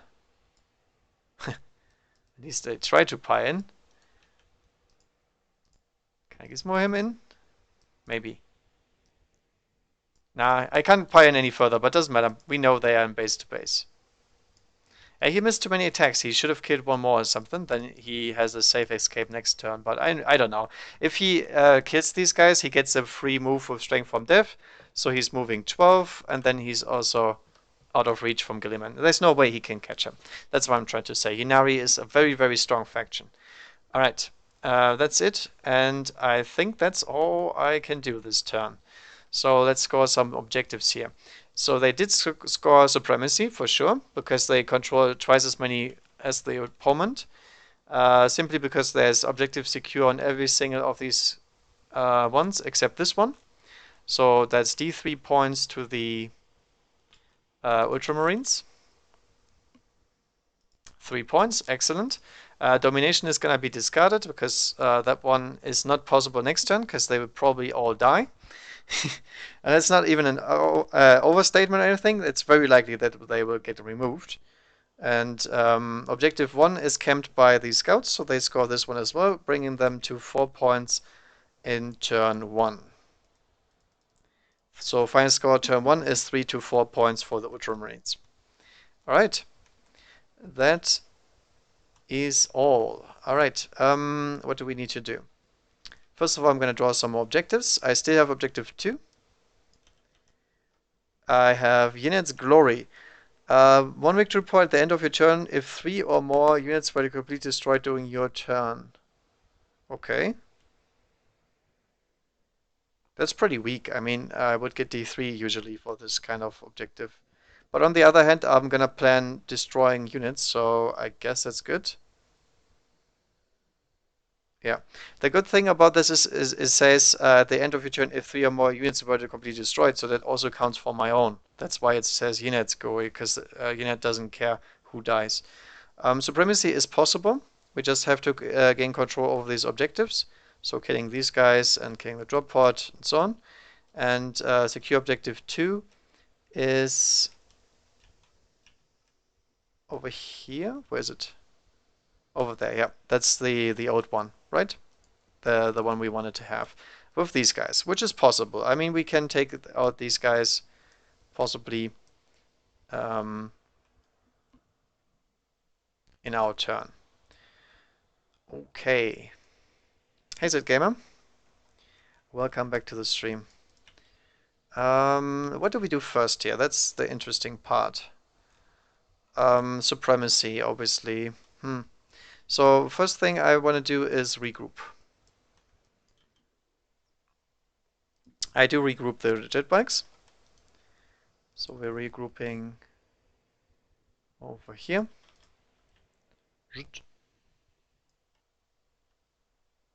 Yep, 2 inches apart.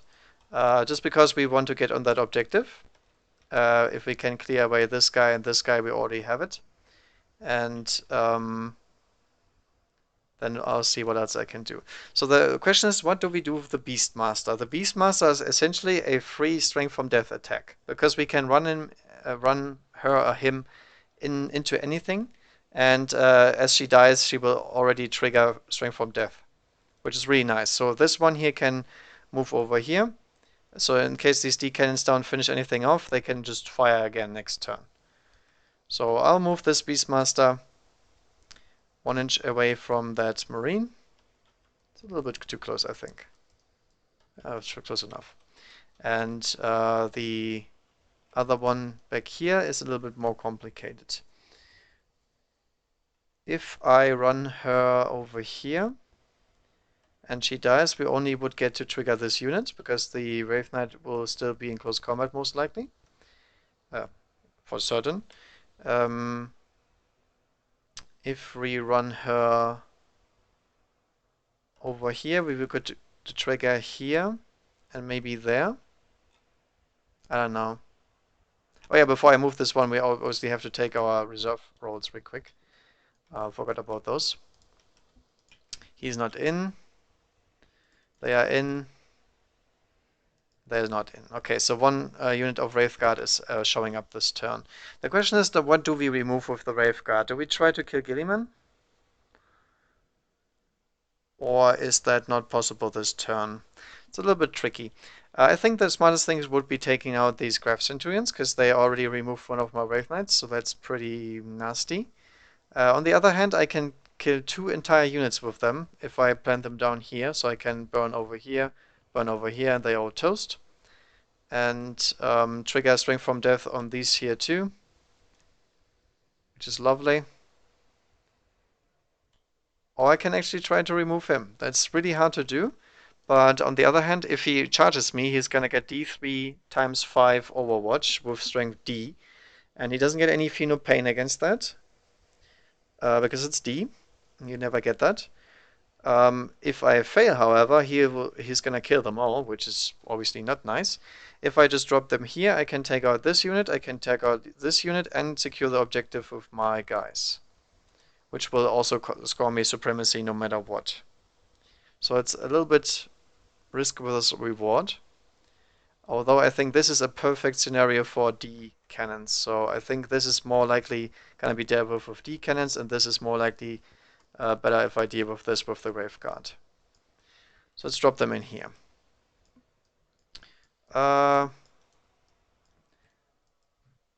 Right here I should get 4 hits or something.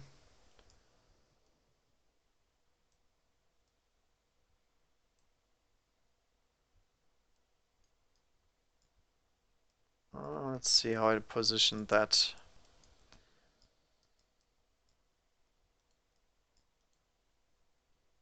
One here, 2 here, 1 here. Should possibly be enough, I guess.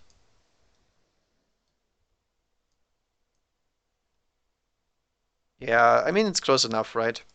Should be okay. Nah, I can't get this guy to fire, I think, even if I choose the Archon, because the Archon's base is a little bit smaller.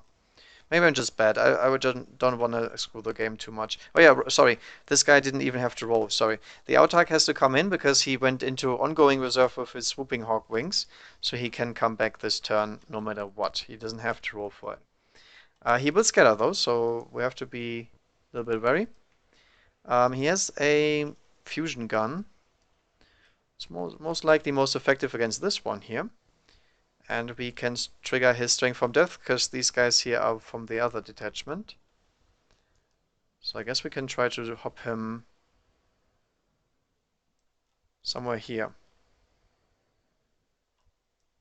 That's a little bit risky. I like risky plays. Let's do it.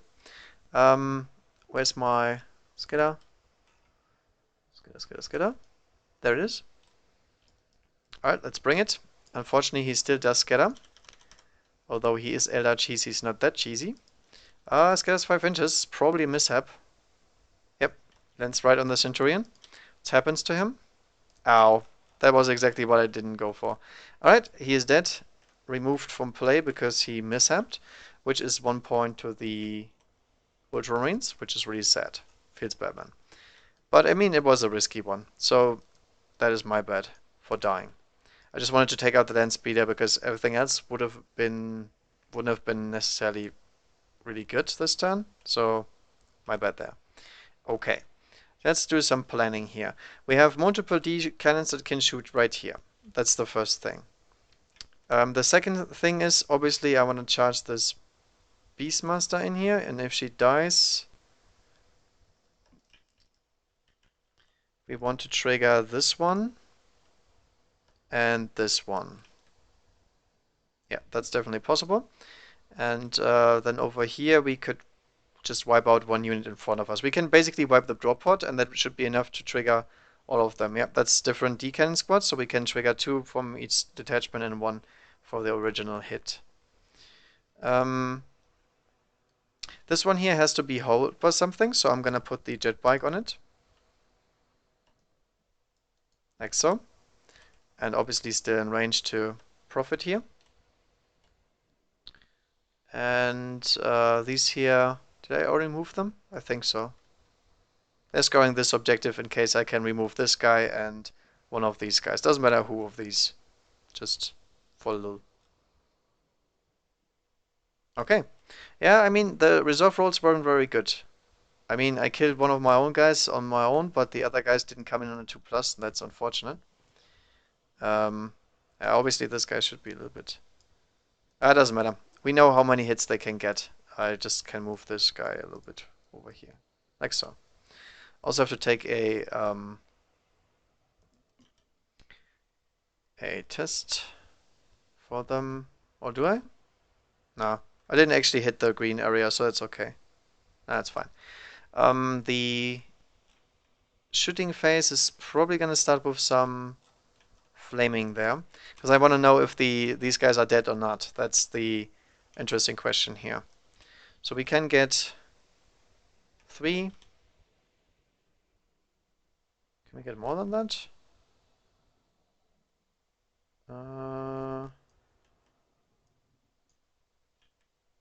Yep, we can get 4. Okay. So we can get 4. This is 7, 8.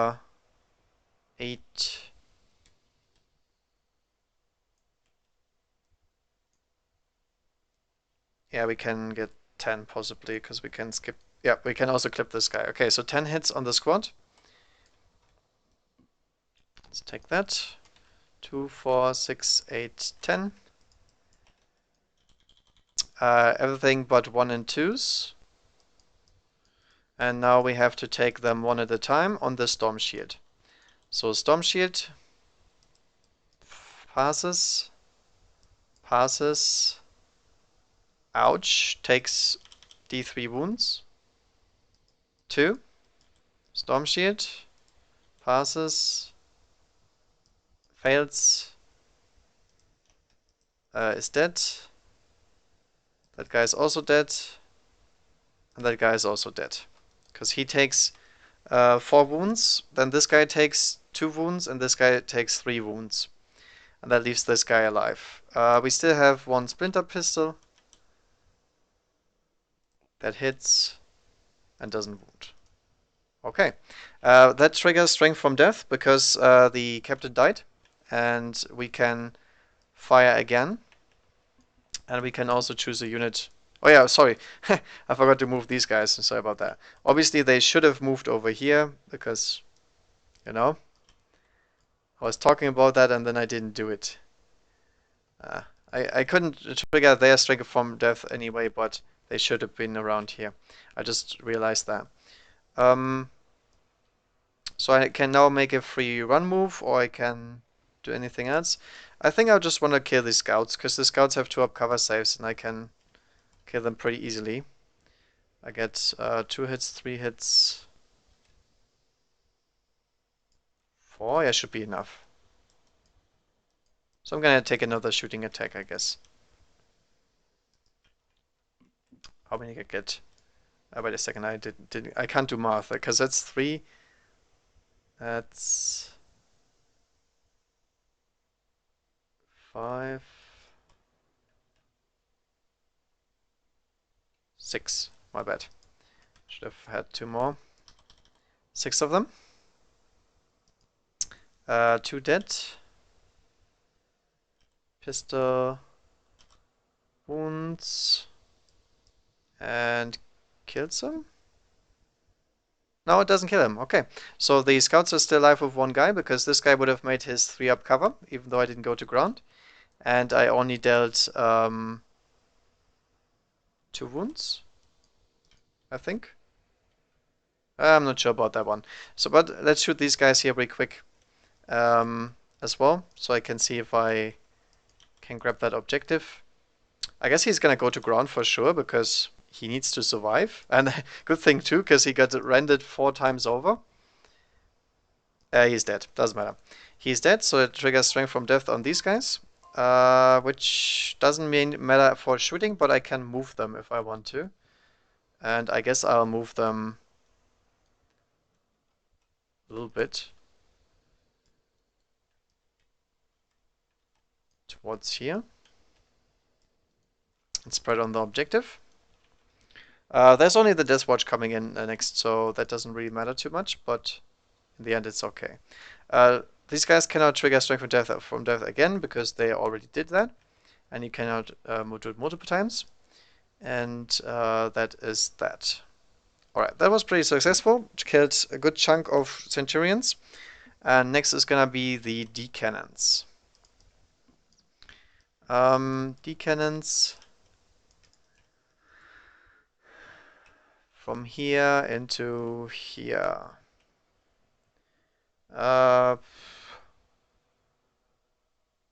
Best I can get is 4, I guess. And I'm gonna target it right here. Right, D-Cannon, don't fail me now. That scatters a lot again. Every time I do this, they scatter a bunch. 4 inches. It's probably off. Yeah, it's off. Second one too. No, I'm gonna fire this one first. Since the order doesn't matter, since the FAQ came out, I'm gonna shoot one at the drop pod first, just so I can make sure that I have the strength from death, no matter what. So let's try one.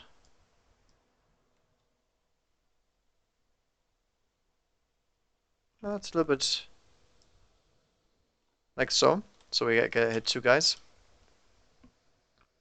Direct on hits, so we have 2 guys in that squad. Wounded on 2s. They're both removed from play. And also on the pod, who takes D3 hull points, 2 hull points, so he's down to 1. We also have the shuriken catapult,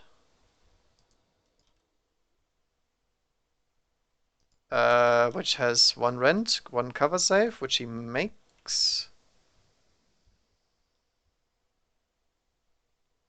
Yep, that's 1 cover save, which he makes. And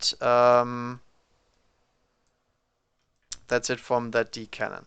We have 1 more D-cannon that we can fire. Probably in the same target, because we can take out the drop pod for sure, and then we can chunk this unit here again. It's very close to my own, but I mean, gotta live life, right? You know what happened last time? I killed my own guys, but you know, still. At least if I kill my own unit, I will also trigger Strength from Death. Alright, let's see it. Oh, it doesn't matter, it's gonna scatter anyway, but let's clip him. Yeah, still clips him.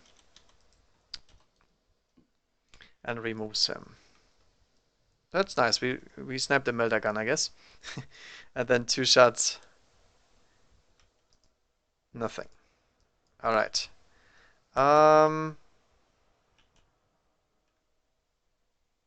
I guess we can fire this one too, because I really need to trigger this drop pod thing, and then we can go over there. Alright, Florian Boron, thank you for watching. So it's exact same position, by the way. Whoa, damn it. I couldn't see it. Okay, let's just roll again.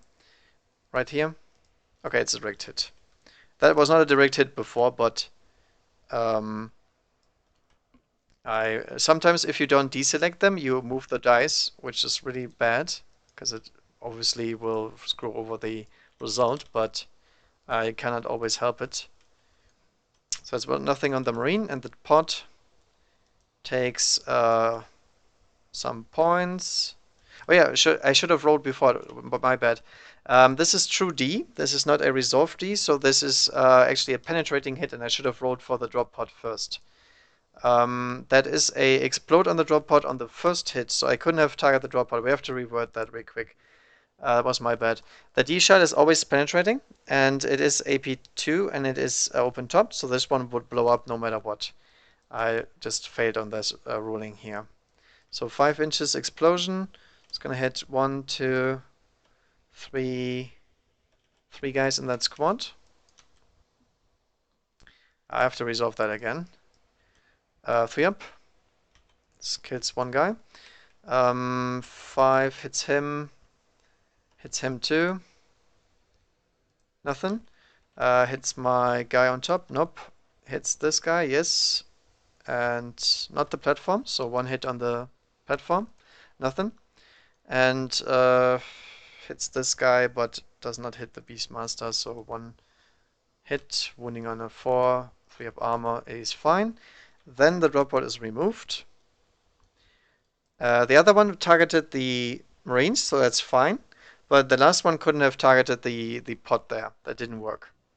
So I have to fire that one again, or it's something else. Doesn't matter. But before we do that, the pod died, so it triggers Strength from Death. So I have to shoot these guys first. And since they are from separate detachments, I can choose 1 unit and then 2 from the other ones, because they both have the choose 1 unit rule. Okay, so we can keep firing. Let's fire again into the 4 squad, because I want to remove them. I have more than enough firepower to take out the other guys. So that's a direct hit. Sorry, not on this guy. There was something where I could get 4, right? Right there, okay, I got it. So it should hit 4 guys. And kills 2 of them. This one and this one. Then the next cannon, I guess, can fire over here to trigger them. But we have to still 2 more to go, so I don't think so. No, we're just gonna fire at Gilliman. Just because I can.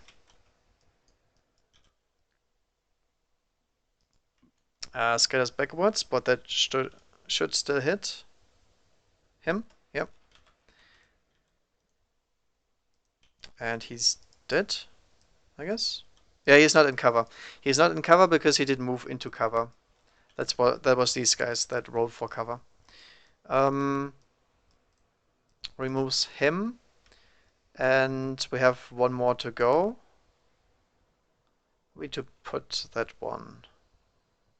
These guys are almost dead, so I could try to finish them off, so they don't do anything stupid. Or I fired over here and trigger the next cascade of Strength from Death. I think we're gonna trigger the next cascade. That's a better idea.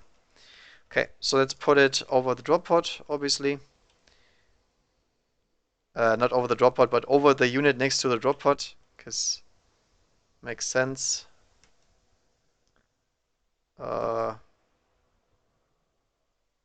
Probably here's the best one, because I don't want to hit my own unit. It's a direct hit, so it's 1 and 1. Let's do the pot. Nothing. And the Marine is dead. Doesn't get cover saves because it's barrage. And now they're done resolving, unless we have something that can fire the Marines. No. This is over.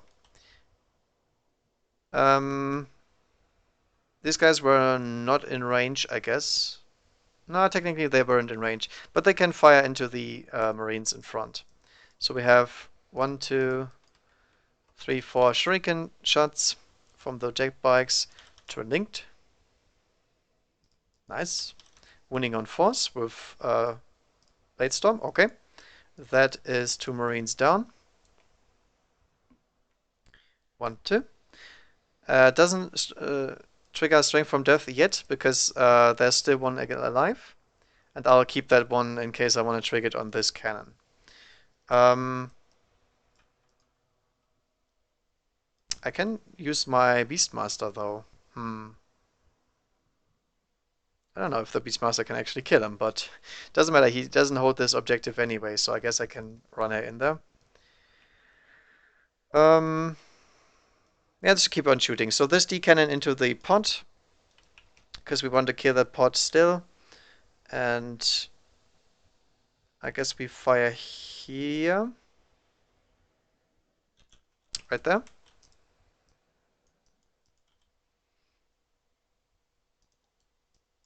That's a cocked die.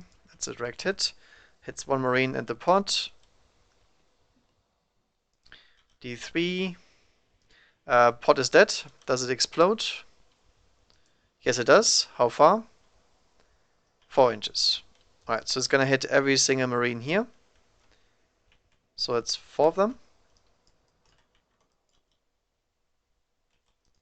1 wound. 1 death. This guy's the closest, unfortunately the meta gun.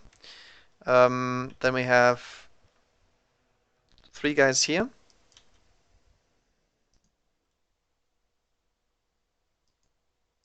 Saved. Let's see, do I hit my own? I think I hit at least 1 on the weapon model. No. And this is too far away, so nothing on them. And the Beastmaster is also too far away, and this Beastmaster is also too far away. Alright, drop pod is removed, and then the Marine also takes a hit, which instant kills him. Alright, as the drop pod is removed, we can trigger Strength from Death on this one, and I guess this one, because they're both from different detachments, or this one. Depends what we want to do. Or maybe these guys. It's interesting. I guess we can fire the D cannons first, because it makes sense to fire those first before anything. They're also in range of Guillaume, and they can also see that guy in front of him, so they can fire with full ballistic skill. So let's take another pot shot at him. I want to take him out at some point. Right there. Strength of Death. Scale has 1 inch, so it hits both still. So the tactical is dead. And Guillaume is absolutely fine. Deals no damage. Okay. There's still one guy left, so they're not wiped out yet. So we can keep firing with this cascade first. I guess I can fire the Beastmaster for a cheap kill. I don't know.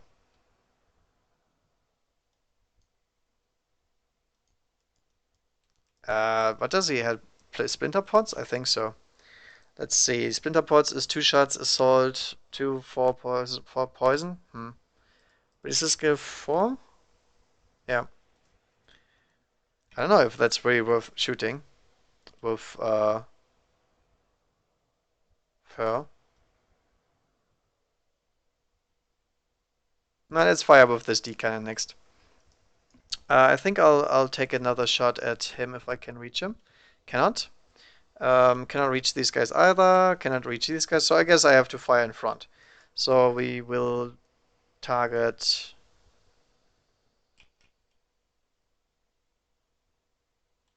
that guy. That is the furthest away from me. Where is my scanner? There it is. Alright, let's try not to kill ourselves. Nice, that hits, because this guy's 1 inch below and that hits 2 guys. Removes them. Then we can also fire our shuriken. 1 hit. 1 wound. 1 save. Okay.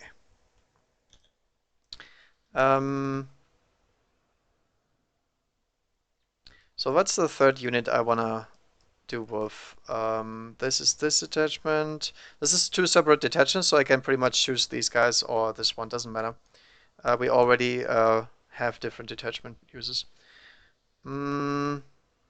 This guy has only 1 guy left, I see. But I'm not in range of him.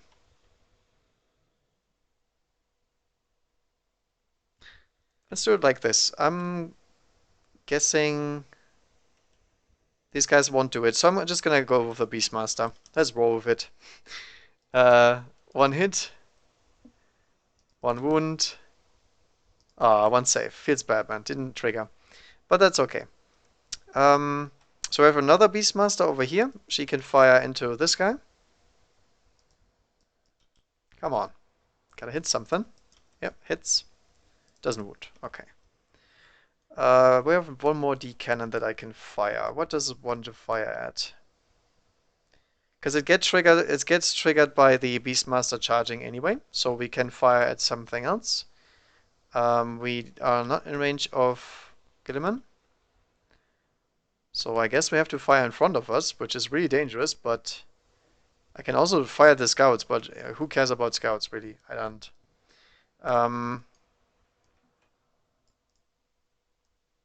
Let's put them in front. I'm gonna go live life here and go risky again. Right there. So basically killing my own guys. Oh, okay, 1 inch only. Unfortunately, that will mean I scatter off this guy, but I will still hit this one. He's removed from play. Shuriken is killing another one. There's no cover in between. Actually, I would give him the 5 up here from intervening models, but that doesn't matter. He's still dead. Okay, still doesn't trigger anything because there's still 2 guys left. God damn it. Beastmaster gotta have some good work here, that's for sure, because if she runs in, I can trigger again. So that's nice. I think that's all for now. Can trigger these guys too. Did I fire with my shuriken catapults already? No, I didn't. Okay, I was just checking if I was in range. So these guys can just fire into these guys. They don't have any other target at the moment. So let's fire the shuriken catapults, I guess. Twin linked. Winning on force. Okay, they're both dead.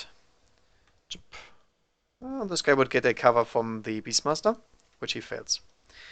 Which triggers Strength from Death on the cannon, so the cannon can fire again. I guess I fired him, because we need to remove him in order to get our Ascendancy. Right there. Whoop. Get that thing going. If we kill the Beastmaster, we also trigger, which is also okay. Scale has 2 inches, but it will still hit, because it's a 3-inch thing. 2. He's dead. Doesn't even matter if he goes for ground or anything, he's dead. Which will trigger her. Can she do anything with that? Nah, she already triggered, I think. I triggered this. Yep, I did not shoot with her yet.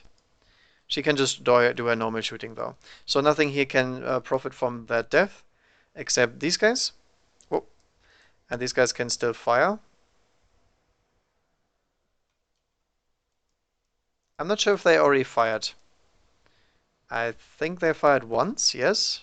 But that was a normal shooting, so I assume they didn't fire yet. So I'm gonna fire those into him. Linked. Yeah, I think I already fired them once when I missed with everything. But other than that, I'm not sure I did. He's dead. It's out in the open. So this is over. They did their job twice. That one did her job twice. This one did not, but there's no targets. Also, I guess I can soul burst them somewhere, but I don't want to. I think we're fine with standing where we are. And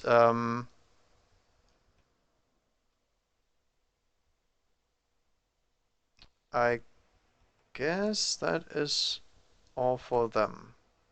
Okay, so now we have some leaderships to do, because they basically all are breaking. So leadership on the... Or do I have any shooting left? No, they already shot. Okay. So leadership test on this guy. He is fine. Leadership here. They are fine. This is one squad, so it doesn't matter. And these are all wiped. These are wiped. The Centurion. He is not in range, but he didn't fail anyway. And these guys are in combat. That isn't over yet. Yep. Okay.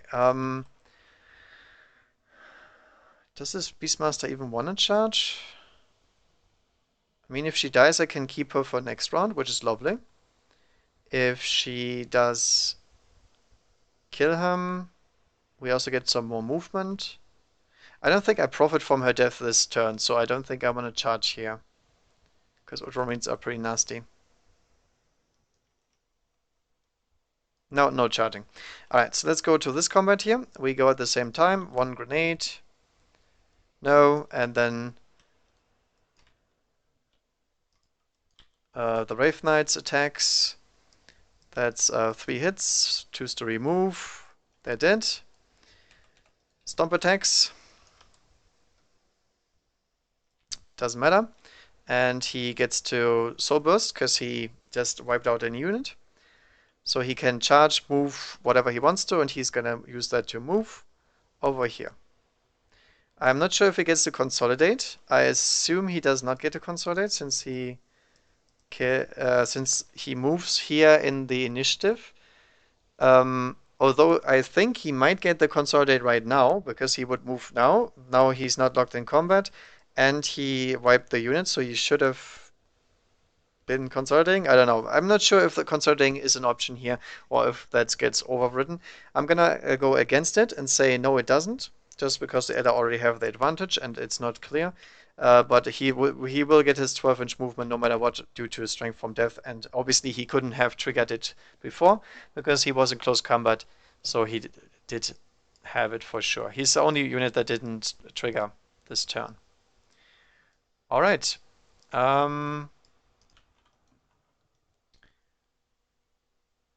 No other assault to be made though. I'm just moving him over there to attack, basically. Beastmaster should be in range. Should be in range. That's the contested. That's mine. So we have ascendancy and everything. All right.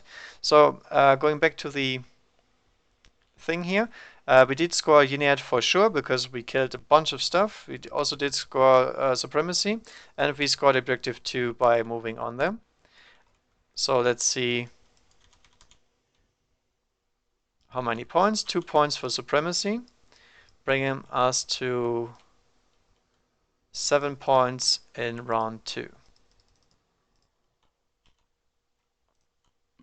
1, 2, 3, 4, 5, 6, 7 for first blood. All right. Turn 2. The other side has 5 points at the moment in their turn because they got the warlord kill because I mishap with my Autark, which was terrible. If he would have survived, he would have killed this guy and probably even this guy because he would have triggered Strength from Death here. So that would have been awesome if he would survive that. But on the other hand, he might have been charged by Gilliam and then, I don't know. Doesn't really matter. The only thing I was missing, by the way, I have to do something. Assault move here. Completely forgot, but I need to do my assault moves. 3 inches away. Right here. Then 2 inches away from him. Completely forgot about those. These guys here will make their assault moves. Just a tad. Just so they can get in range with him. And now we're actually done. Alright, so objectives are stay the same though, because obviously I'm not going to move away from any objectives that I need to control. And I control 1, 2, 3, 4 objectives this turn, and the Ultramarines control 2. So that's exactly how it was planned. Alright, next turn Ultramarines. What objectives do they get? 1, 2, 3. Alright, that's a special Space Marine one. D3, if you control an objective model that was controlled by your opponent, that's easy peasy because there's one on there that we can easily kill. And D3 plus 3 if we kill 3 or more that were controlled. That is actually possible. If we kill this unit, we have 1. This unit is 2. And this unit is 3. So it is possible to do so. We could also go with this one, but that's obviously not our preference. And this one is already controlled by me, so this doesn't count, no matter what, because they have objective secure. So they would stay. Okay, so first of all, we have to drop in the Death Watch. So Death Watch can take out something now. They can try to assassinate the Grave Knight, but I don't think that's worth it. Why? Because we need to go for victory points. We cannot win combat-wise, no matter what. We can try to wipe out this squad and this squad by dropping them here, but that's like severe overkill. This guy can take her out, that's no problem. These here, we do not have anything, because these here will obviously try to engage with the cannons, because the cannons are the most dangerous thing in the entire army, as you can see. Especially if they get to shoot twice with everything, so gotta be a little bit wary. And that leaves us with the option to go over here and annihilate this unit and this unit. Whoa, my bad. And that will score us the point with D3 plus 3 points, and will also kill the Grave Guard if I'm lucky, because we have the frag cannons, and the frag cannons will absolutely murder stuff like this. And then we can also save the Centurion in the process, because these guys would walk over here and kill him, most likely. So my idea is we drop him here and see if we can take out these 2 targets in the same turn. Now obviously we can still get off the map, but you know, it's better than focusing my firepower on these lousy jet bikes. I don't think I can win the game then, because we're gonna get tabled. Alright, so let's see. Ooh, 9 inches. We cannot possibly be placed here though, so we scatter the minimum distance. which is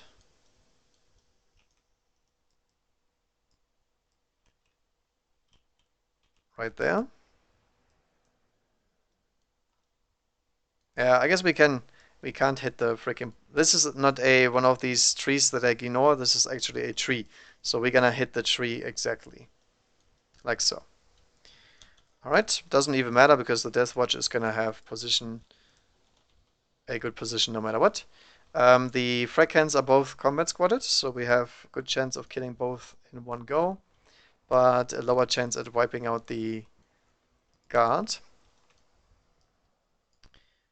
Let's see if we can move through here. Yeah, we can. If we move around here, we don't have to roll for terrain, and we end up with two guns pointed towards his head. And then these guys will try to spread as much as they can, because they are very killy, but they still have only 3-up saves, so gotta be a little bit careful with those. And then we basically Congo line around, because that was actually really well spaced over there. The decans barely took out any Marine model counts with each shot, because I spaced them so hard. I think the spacing was actually pretty good. It didn't look like it because they all died in the end, but I think we went pretty well there. These guys here will move through cover though. Yeah, that's okay. Because we want to get the max amount of shotgun AoE here. And also obviously move towards that objective. Can I fit here? Yeah, I guess I can fit here. Right. Doesn't matter. Thanks to the strength from death, I won't be able to kill both units with this kind of AoE, but close enough. 6 inches is right here. So we can go over here. Then the Centurion is gonna move. I'm gonna keep him here just to finish him off if it's necessary. This guy here is gonna stay where he is, I think, because we don't need to control objectives this turn. We need to control, we need to kill stuff, more likely. 3, 6, and that one. So let's see. 3 is over here, so that's Gilliman's job. And 6 is over here. That is pretty much impossible to do, because I would have still dropped over here. We need to get that one. This is not something that is worth shooting at, because as soon as we kill one unit, we're going to get annihilated by shooting. So no, thanks. Alright, but since we know that, Gilliman is going to try to go into terrain here. 5 inches towards the jet bikes. The scouts will not move, because there's no point. They will die disregardless what they do. And if the guy chooses to charge them, I mean, you don't know yet. And these guys here will just go into position to charge the D cannon. Actually, they're gonna try to go into terrain as well, because they will die to Blade Storm if they're unlucky. So I'll move the first model into cover, and then like so. I'm not gonna multi-charge, because that is very, very dangerous. If we don't take them out this turn, then we have a big problem. And this guy here is just gonna move on the other side of the Beastmaster and try to gun her down so we can get that objective. After that, he's probably dead, because the D-cannon is gonna annihilate him, but that's just the way it is. We need to control the objective at the end. We don't have any choice here. Okay, I think that is all, because we don't have any more reserves than this. Alright, so let's go. First of all, I'm gonna fire my frag cannons here, because we need to remove those Wraith Guard this turn.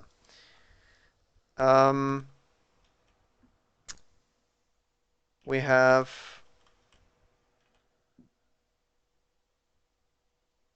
6 hits and 6 hits, yep. 12 hits with the frag cannons. 3, 4, 5, 6, 12 times 2, because each frag cannon fires twice. and wounding them on 4s, rending on 6s. So that's 1, 2, 3, 4 rends. And we reroll once due to the Aquila Doctrine. Nice, it's another rend. And that's a good chunk of wounds too. I'm gonna make them take these first because the Archon is pretty close, and I don't want him to take the rending shots at all. So these here will be 3-ups first. So 3-ups we can take 2 at a time, I guess. Fine.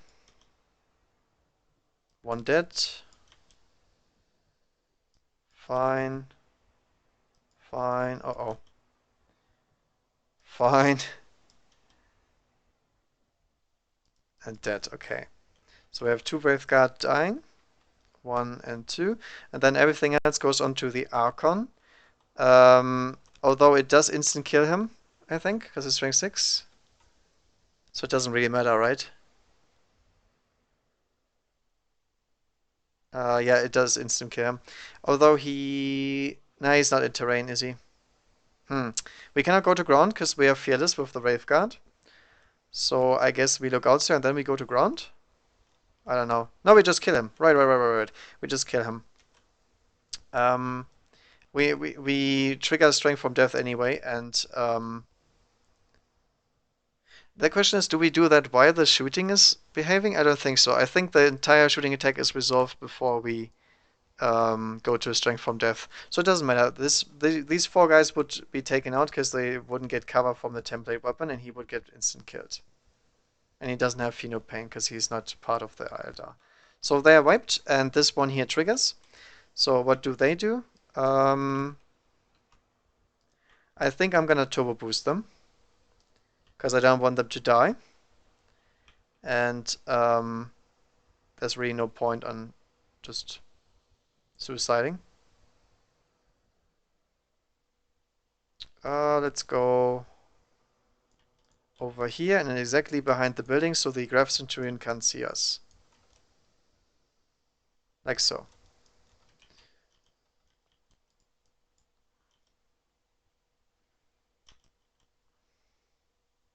Okay, no dangerous terrain. And that is it. These guys here don't have anything to shoot at now because they are out of range. Because they have 24 range on the frag cannons, so I completely dodged them. But they still get the objective, obviously, so they still win in that sense. Okay, I don't think Gilliman wants to shoot here, because he needs to get forward.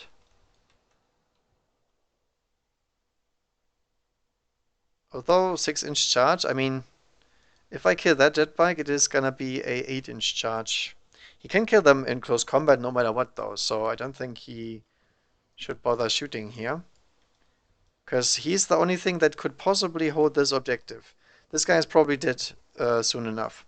So let's kill the Beastmaster first. That's the first objective here. Obviously Tactical and Devastators are active, because I already told you I'm going to use them each in single turn. Also Assault, because it makes sense, because we assault here and here. So all 3 Doctrines active this turn because of Perfect Doctrine. So 2 hits on the Beastmaster. And that's 2 wounds too, I think. Let's see if he has any saves. I don't think so. Has a 5-up, so that is ignored. Do I go to ground here or do I want to die? If I die, I trigger only 1 cannon. I'm gonna go to ground, just for a double 6. Nah, not quite, but close enough. So she dies, and these guys can open fire. And obviously I have to kill him, so they can control this objective, and they can't get the D3 plus 3 points. That's a lot of points worth. So let's fire the blast. We have Strength from Death. Oh, that doesn't matter, because it scares off.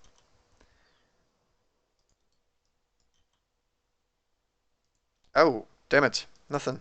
Okay, so he's going to control that objective. That's really good for the Ultramarines. Good. So in this case, I can actually fire the his Stormbolter because he is on the objective already, so it doesn't make a difference. And even if he doesn't get to charge, he will be in a position where he can hold something. So let's see, what does he have? He has 3 shots, I think. Yeah, 3 shots, strength 6, AP2 rending. Oh, that's a little bit too much. So 3 shots into the jet bikes. The jet bikes will obviously jink. All hits, because his ballistic skill high.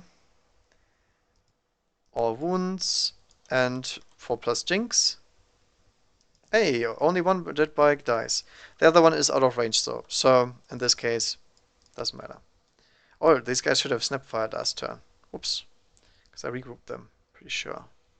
Okay, that was bad. I should have snap fired with them. Okay,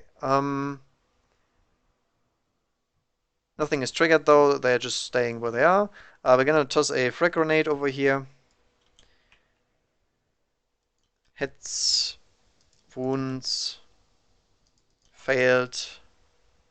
Failed, nice. We did 1 wound to the Wave Knight. Dun, dun, dun, dun. Good job, guys. The Centurion is only in range of the weapon platform, so he's gonna have fire. And rerolling everything because of Devastator Doctrine. Oh, close enough. Winning on 5s with Gravams and a 4-up cover. 1 wound on the platform. Oh, I guess better than nothing. And then also the Hurricane Bolters. That's a cocked one. Winning on 6s. Nothing. Okay. So nothing from the Centurion.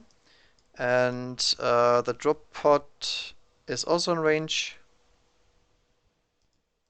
It's a cocked die. 6s. No. Nothing. Did already fire. So we have one last group here. We have these guys here have. Oh, sorry. I had to move this guy into currency, obviously. My bad. Can they still fire? I gotta look that up after the game. I think they can still fire though. So these guys will fire into the platform. So 1 grenade. Hits, wounds on a no. Bolt pistols, 1 hit, rerolling because of tactical, and 1 wound, 1 save. Because the closest one is this platform. Or actually, it's equal distant, but so doesn't matter. I think that is everything. Yes, okay. So we have to take a leadership test on the jet bike, which it passes. And other than that, nothing took wounds that is not completely eradicated this turn. So assault phase, Greyman is gonna declare a charge. It's 8 inches. Gonna overwatch. Twin linked. 2 hits. Wounding on 6s, so nothing. And he needs a 7 here because he has +1 from his warlord trait, which he fails. And he has fleet, so he can reroll both. So it's an 8, which is exactly enough to bring in him. Boom. Alright. Actually, ooh, I hope he does make it, because let's see. Nah, he can hold the objective. I will give it to him, no matter what. Okay, and he can also kill this one without triggering any other units. And then these guys here will attack the artillery piece. They will overwatch with their shuriken catapults. No hits. And charge distance is 2 inches. Yeah, they're in. They're exactly 2 inches because they're moving them through cover. Boop, boop, and ignore the weapons model because it doesn't count for anything. This guy can't charge, and these guys did their job. Oh, I have 1 land speeder here. I guess he was Yeah, he couldn't fire because he only has that one gun. Does it have 360? I'm not sure. I'm gonna say no until I know better. Because it's not modeled the way it should be. That's that I know. Okay, let's go over here. So we have a Hammer of Wrath attack on the bike, which wounds and it saves. It has one attack back because he is initiative 1. Hits him, doesn't wound him, and then he gets his 6, 7 attacks to close combat weapons. And it's dead. Who would have thought? He consolidates 3 inches towards this objective because he has to hold it. Okay. Then over here, the Eldar are faster, so they get to attack first. 2 Guardians attacking on initiative step 5. 2 hits. 1 wound. Oh, almost killed somebody, but they don't make it. And then we have 3 Marines. 6 attacks. I don't know what weapon skill Guardians have. Probably weapon skill 4, because it's Eldar, and for some reason these guys always have good stats, even on their shooty versions. Yep, they are actually weapon skill 4. But lucky enough, we have Assault Doctrine and Tactical Doctrine, so we can reroll that 1. And we can also wound them on 3s. Nice. 5 up saves. They did. Bloop, bloop, bloop. And as they die, they trigger Strength from Death on these and these, so they will fire their cannons. Alright. So cannon number 1 is gonna fire right here. Whoop.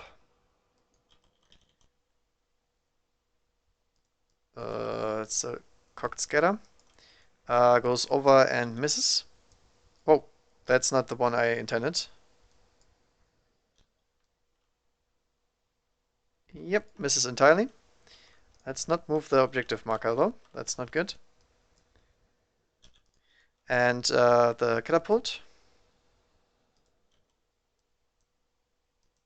doesn't do anything. Then this guy here.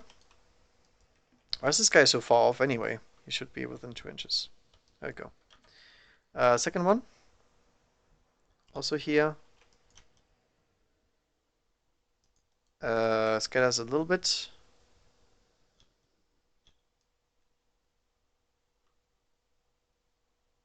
It's also off.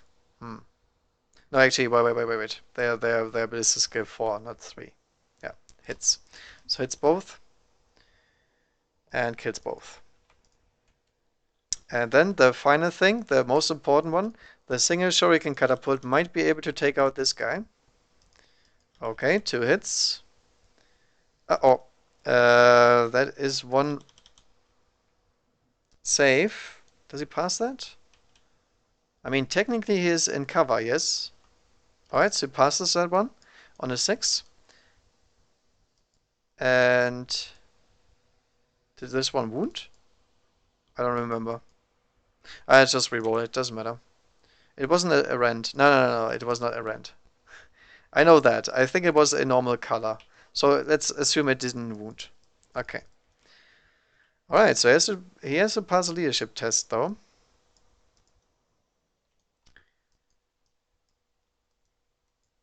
Or does he? He didn't take it in the shooting phase. Does he still suffer the leadership test in the assault phase? Let's check and see if it matters. It doesn't matter. He would have passed it no matter what. So he stays right where he is, and he can control that objective. So it's exactly what we wanted. We control this one, and this one. That's enough. Other than that, it didn't trigger anything, and we can go to objective count. Alright, they have to go big here, otherwise they will probably lose the game next turn. Because we get D3 plus 3 points, because this was the perfect objective for them. Alright, go big. Ah, damn it. It's only 4. And 3 and 6. We did score 3 with him. And objective 6 is not possible. So I'm going to discard that one. Because I won't get it this turn. But we did score 4 points, which is good. Bringing them up to 9. To the Eldar's 7. In turn 2. Alright. Turn 3. Oh, damn it. I forgot my scouts. Okay, let's do that real quick. That was really important. Uh-oh. Which side? For 1, 2. Okay, didn't matter. Right. I was thinking maybe they should have scored that objective. I completely forgot about them because they were so camouflaged. Get it? But they would have come in from this side. Where would I have brought them in? Probably this way. And then we will give them their shots too. Okay. So let's fire the scouts real quick. Actually, would I have fired them? I think I would have ran. Yep, run. Sorry about that. I completely forgot about them, but the better now than never. And they unfortunately came in from the wrong side, but still close enough. Alright, now back to the objective part. So 3 more objectives for the Eldar. They need to make up 2 points this turn, which is pretty hard to do, but it's doable. D3 at the end of the turn if you have achieved at least 2 other tactical objectives this turn. Okay, that is going to be hard. Domination, objective 5. Objective 5 is doable. We can get that. Domination is kind of achievable because we can move this guy over here. This guy can take that. These guys can take this if we remove one guy, pretty much. Yep, that guy's too far away. So one Deathwatch Marine has to die over there. I'm not sure how we kill him, though. This is going to be complicated. If I can get domination off, I will probably win the game. The question is, do I want to kill Gilliman or not? Is it worth it killing him or not? That's the idea. Because he is sitting on the objective, so we have to kill him outright. Or we have to move him away from the objective, which is also possible. But how do we kill him without using the Wraith Knight? That's the question. If I move the Wraith Knight over here, I do not get strength from death. That sucks. I don't know. Let's not do the planning first. We have to see how much resources we have. So the Wraith Guard is gonna come in this turn. So we have those to our use as well. So we have to kill one guy here. That's possible. That's not hard to do. This guy killing here, that is really hard to do. Because we have to probably dedicate the Wraith Guard to that. However, if we dedicate the Wraith Guard to here, we have 5 D-shots less on Gilliman, which sucks.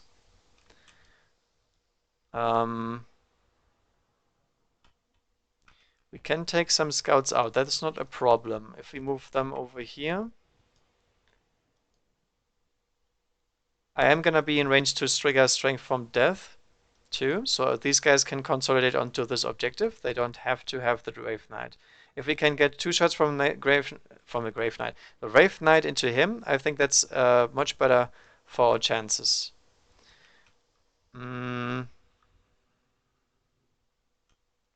These guys can take that, no problem.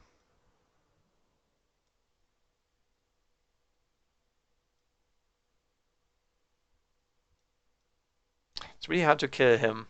That's the issue. If I get a 6-1 hit, one single 6 on him, he's immediately dead. There's nothing he can do about it. He's gonna get removed from play. So that's my chance here. These guys here will have to deal with this. I think there's no other way for me to score domination than nuking this entire thing here with the Wraith Guard. That's probably it. Alright, so counter nuke coming in. Let's see how many Wraith Guard I can actually effectively use here.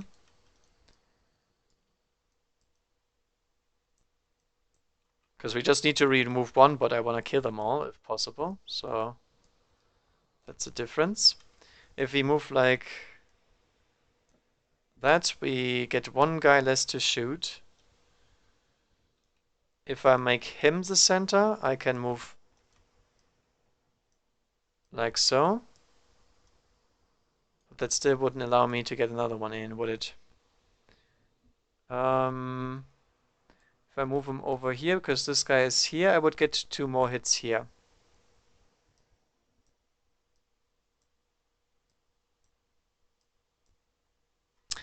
Although I have to target this unit, then do I? If I target the drop pod, I cannot fire at them. But if I fire at them, I can maximize and hit the drop pod in the process. Okay, I think we cannot target these guys this turn, which sucks. But if I if I kill one of these units, I can get a second shooting attack, so I will kill them all. That's essentially it. Okay. These guys here will move 12 inches forward towards those scouts, because we need to take them out, and obviously we can get in range for our weapons and Strength from Death, which is nice. These guys cannot move because they will just stay where they are. They are also on the objective. They should be. Oh, they're not? Wow. Okay, I guess this guy is gonna move then. I mean, he can, just the platform cannot move. 3 inches. Over here. And this is operating the gun. What do we do with these guys here? So the Beastmaster has to move forward, I think. Because these guys here can hold this objective. If they wanna. And 3 inches here to here. 3 inches, 2 inches here to here. Allows me to shoot him. No, doesn't. Okay, so we can just stay on the objective. We can't get anything done. Now the question is, do we dedicate the Wraith Knight to going here? Because these guys here can only get hit by 1 D-shot, so that it will kill 1. Then these guys can kill maybe 1, 2. But I don't think that's enough. If they don't run away, which is not very likely since Gilliman is still alive, we'll probably not make it. I think we do it like this. The Wraith Knight is going to make that charge no matter what. I mean, that's 3 inches charging. And we can still dedicate our D-shots over here if we find out that Gilliman is not dying anytime soon. I think that's the smartest thing to do. Okay, let's go. So over here we have a bunch of shots against the pod and the guys in front. Over here we have 2 and 1. Here we have 3 and 1, so 5, 2. And here we have 9 and 3. And 11 and 3. Okay. So let's do the 3 first to maximize damage, I guess. Yeah. So 3 against the pod. It is probably dead. Oh, no, never mind. No, it is dead. It is dead. It does explode too. How far? 5 inches. It's gonna hit all of these guys. 3, 4 of my guys. And all of their guys. Okay. So let's do it against the Death Watch on the left. Ooh, 4 wounds. Nice. 3 of them die due to the explosion. And then the other squad also loses 2 guys to the explosion. Nice. So 1, 2, 3. 1, 2. And my own guys wounded on a 6 because they toughness 6 majority, nothing. And then we have some hits on the unit. They're dead. Because it's D, they don't have inborn saves. And that's dead. Can we actually reach them? We can't. Holy smokes, we overkilled the unit too much. So I guess we can take our strength from death and take a free movement. Why is this guy over there? Huh. Maybe I just forgot him. We're gonna move them 6 inches towards the frag cannons.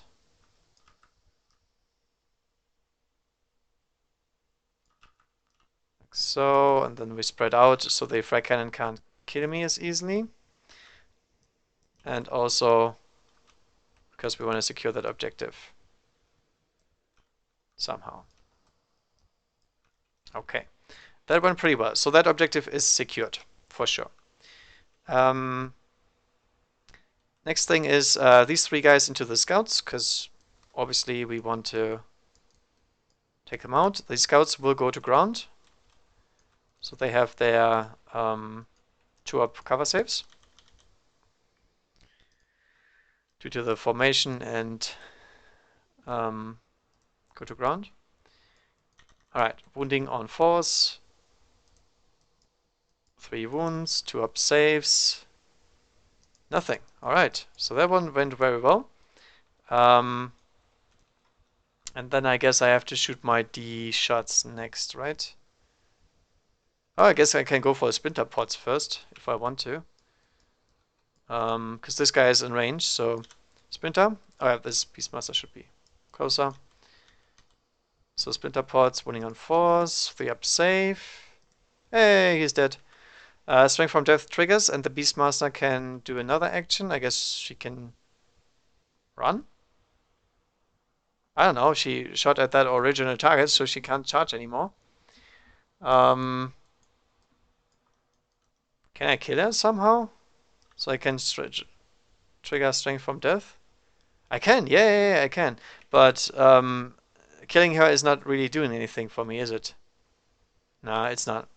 So where do we target her? That's really interesting here because I'm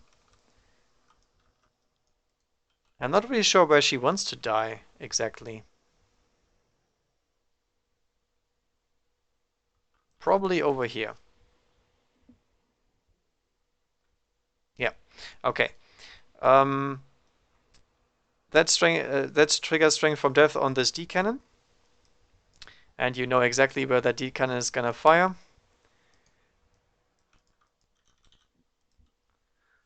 The last survivor hits because he's too big. And his base should be even bigger than this. I would only miss him if he had a normal base and doesn't do. But whatever. Alright, we're praying for that 6. Nope.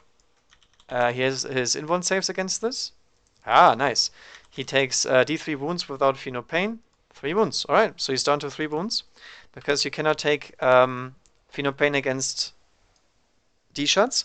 And Eternal Warrior only helps you against instant death. It does not cause you to take 1 wound at a time, which is really nice for me.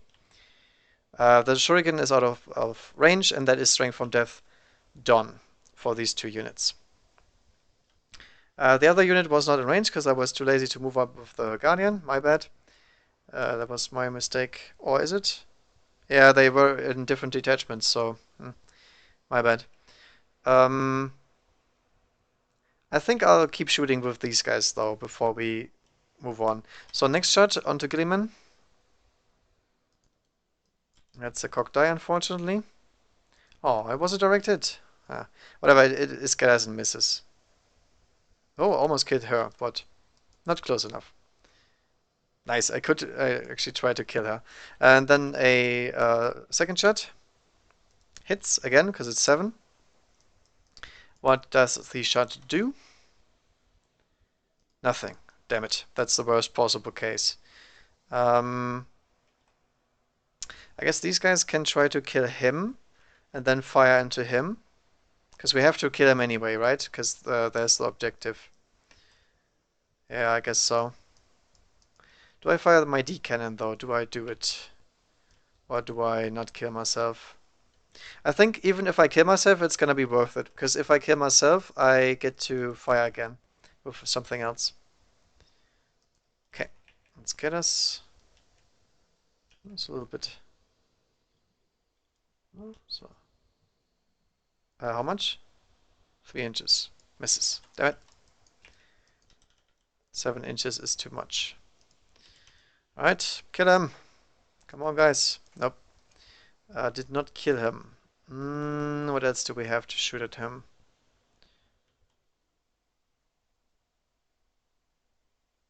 I guess we can fire this platform still, but it's really risky. I don't think I want to do that. I'm gonna do it. Yeah, we have to kill him. That one will hit actually. So I get over here. Yeah. Not here, over here, sorry. Over here, my goodness. It's 7, so it should hit on him. And I can't reach this guy anyway, can I? Maybe I should have fired on him with this guy, but we still have one cannon up here, so I think it's worth trying to finish off Gilliman here before we go on. Okay, never mind, he's removed from play. Now, here comes the interesting rule part. I'm not sure if he should stay as a marker here, because remove from play is remove from play. I don't think you get any abilities that trigger upon death, not even reviving Celestine or something like that. But that can be debatable. So let me do something real quick. Okay, just for info, he wouldn't have been revived, but I think he should have been removed as a casualty no matter what. Just so you know. Alright, so he's dead. I guess I have one last shot. So one last D-cannon shot into the guy here. And I'm gonna aim it right on me. I have to aim right on him. Okay, I get a hit. Can we remove him? Yes, he's outright removed because he doesn't get the cover saves when the 6 is shown, even if he is in cover. Alright, so remove him on the last shot.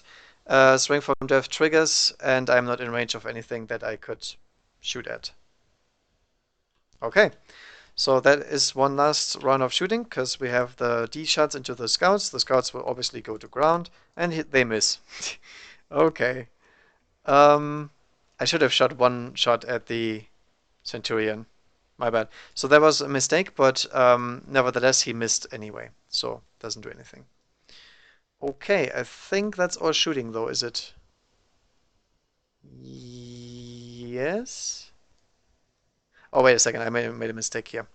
Okay, let's assume I'm not a dumbass and move the Beastmaster back. Because that was a mistake. I moved this guy forward so I could score this one, and this one should have scored this one because I don't have anything on the objective that could score otherwise. And these guys shouldn't have been able to. The Beastmaster did get this as a free move though, so she didn't have to move over there. It was just me being absolutely bad. Okay. But now that I think of it, how do I control this objective? Whoops. I think we cannot get it this turn, can we? No, we can. No, I'm right here. I'm right here. Yeah, I was a dumbass for moving her here. That was a mistake, 100%, because these guys can turbo boost up here in the assault phase and score me that objective. So I have enough to control the entire table. 1, 2, 3, 4, 5, 6. Yep. Okay. So that was my mistake there. So this Wraith Knight needs to kill this scout unit though. That's really important. I can also charge with the jet bikes, I guess. I think I have to, right? Uh, does it put me out of range?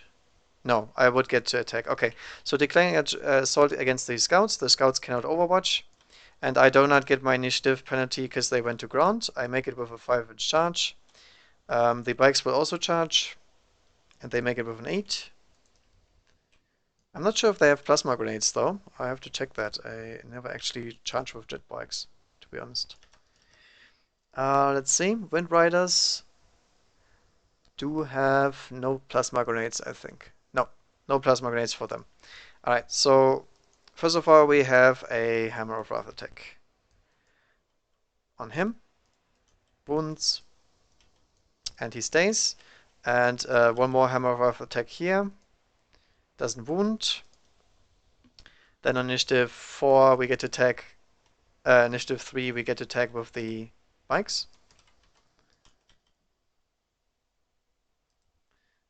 Scoring 2 hits, wounding on 5s, nothing. Scouts obviously get to pie in as well. Like so. Crack grenade against the Wraith Knight. Hits. Wounds. Saved. 2 attacks against the jet bikes. I should have pied in, by the way. 2 attacks against the jet bikes fail. And I can't reroll. There we have 1, 2, 3, 4, 5 here. Whoa, the Wraith Knight hits everything, and that's probably the scout unit. 1, 2, 3, 4. And stomps. Let me see if we can reach him. 1, 2. Yeah, we can reach him. What happens? He takes a strength 6 AP4 hit, which kills him. I think he's AP4. I'm gonna look it up real quick. Yeah, it's AP4, so it takes him out because it's a scout, and he does not have it. Alright, so triggering my Soul Burst action, these guys will turbo boost over here. And the Wraith Knight will consolidate, jump, whatever you want to call it, onto the objective. And he's gonna also try to grab some cover in case the Centurion tries to kill him. Alright, and I think that is all. Alright, these guys here should have taken a leadership test, my bad. Leadership 9 from shooting, failed. They run 8 inches.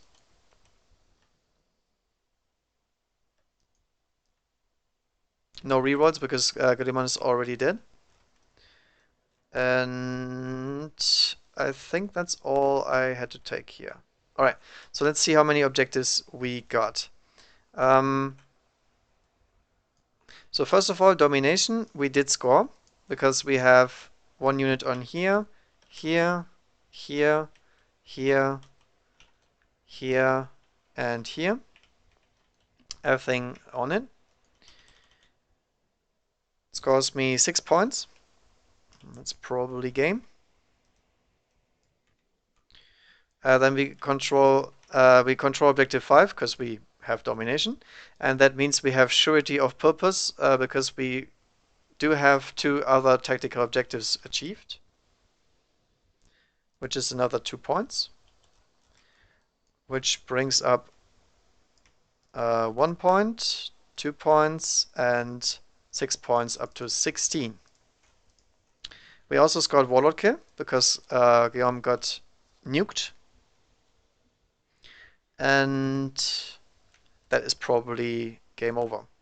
70 points to 9. They have 1 Centurion, 1 Land Speeder. That's it. That is all that is left. Holy cow. Okay, let's see what they can score just for honor purposes. We are dying with honor. Kingslayer. Okay, I get that one for free. Secure objective 1 and 5. 1 is not possible. 5 is not possible. Okay. So I guess I get D3 points. 2 points. And then we can agree that they're gonna get wiped next turn. I mean, maybe these guys here can take out these guys, but oh yeah, I made a mistake, by the way. If I had done this right, I would have moved the Archon in front. So if he dies, I can trigger Strength from Death and get 1 shooting attack with these guys. So these guys have to waste their firepower pretty much. Yeah, I think that would have been more. On the other hand, they could have gotten the kill something objective and then they wouldn't have done it. But it doesn't matter. I mean, they get their 2 points for sure, and that's it. And then next turn they would have been wiped, and we can also see what objectives the Eldar would have gotten. Got that. Easy peasy. 1 and 4 is also mine. 4 right here. Have enough stuff around and they can contest. And that's it. All right. Um, what to say about this? I think I should have killed Guillaume right away. Very, very, very first turn actually. He was not a threat really, but his rerolling morale is actually really important in this game. Because if the scouts run away, if these guys run away, they are very close to the edge, and victory turns wise, that would have been important. Outside of that, though, I don't think he had any purpose this game. He was standing there, yes, but I was still moving around him and everything, so it wasn't necessarily something that a captain couldn't have done. Um, I don't know. People can argue as much as they want. Fact is, he will never catch a Wraith Knight unless he has psychic support because they're moving 12. So goodbye. Can't catch him. The only thing that he did catch is some jet bikes because I didn't assault move them far away and I wanted to have the objective. That was all. I think I made a bunch of mistakes in between because it was really weird to play. And the fact that he had objective secure from the detachment was amazing. That was good. That was really good. Having objective secure on pretty much any unit you like is great. So objective secure Cataphracti Terminators, no problem. That's something I should look into. Maybe I can make some kind of cheese ball that can just outright tank stuff. Wouldn't be him because he's too expensive. I don't think that is worth it. I think it's worth having more bodies that have OBSEC, but still. Um, you didn't see anything from his close combat because he didn't get to go into close combat. He is more a living statue and sitting there and saying, okay, if you come here, I kill you. Outside of that, I couldn't do anything. I mean, the D cannons could have probably killed him the first turn. There's a very high chance that I rolled that 6. I had 4 shots with D. I had all that good stuff, and I could have let the Ultramarines have the first turn, and then he had to move into range at some point. So as soon as Strength D is in the game, Guillaume has a very, very hard time of surviving. Because as soon as he fails an armor save, you could see he takes a bunch of wounds, and the 6 will just annihilate him. Even if he revives, doesn't matter. He's just on 1 to 3 wounds, and that is doable. His strength is his high wound pool, not necessarily anything else. And the Phenom Pain is completely negated. So, I don't know. Now, given this was a very nasty Ynnari list, I think the Ynnari list itself worked out really nicely because exactly what I told you, D-cannons cannot be beaten in range combat. They destroy massive amounts of stuff every turn. And no saves most of the time because of the barrage and everything. So you have to camp in ruins to actually make it work. And they are really tough to kill with shooting because they have strength 7. You could see there was not a single model dying due to shooting from the Ultramarines. Now, obviously, they killed the jet bikes, which was really important, by the way. The jet bikes would have done massive work with holding objective if they didn't kill them. But they couldn't have dented the weapon platform. They needed poison for that. Sternguard would have been nice. I think Sternguard would have done it better.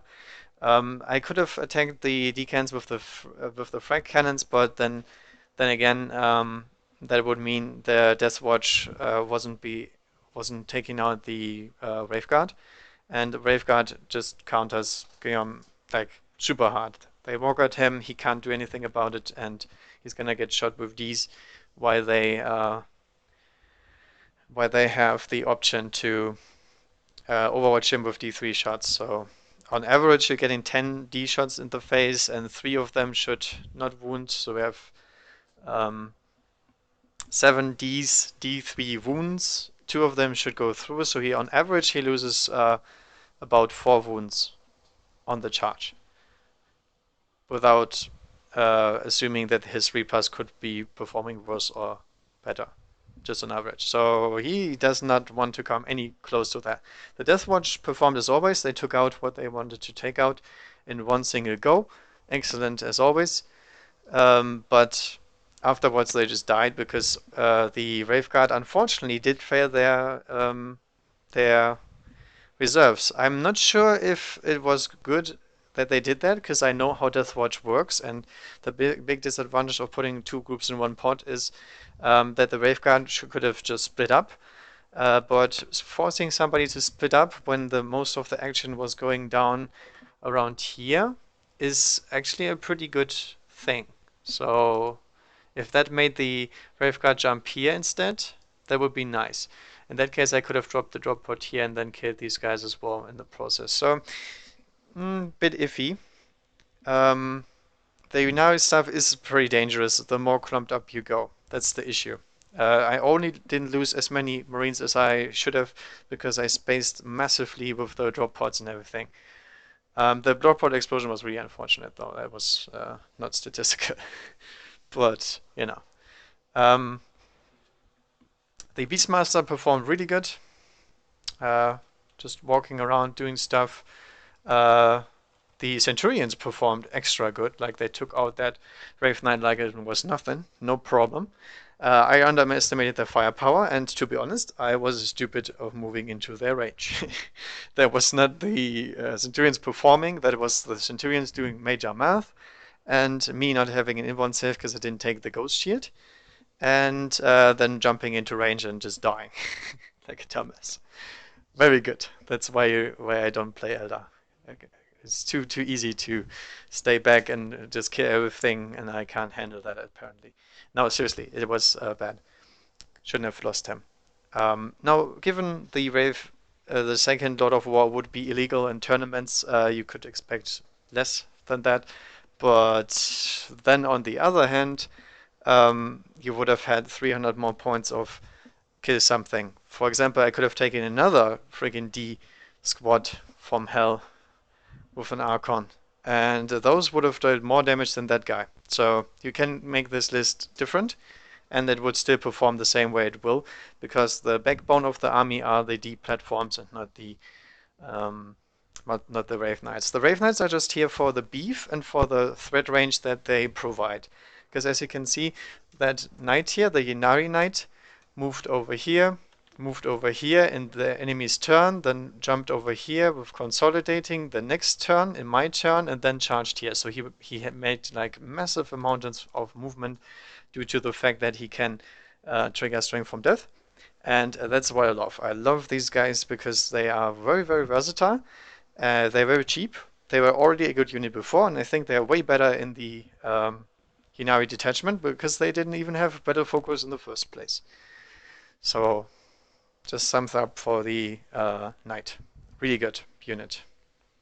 Who would have thought, right? But no, seriously, they are performing better than I would expect them to perform. Yeah, the Autark, that was unlucky. That was a gamble. Could have taken out this guy, and then this flank was basically over.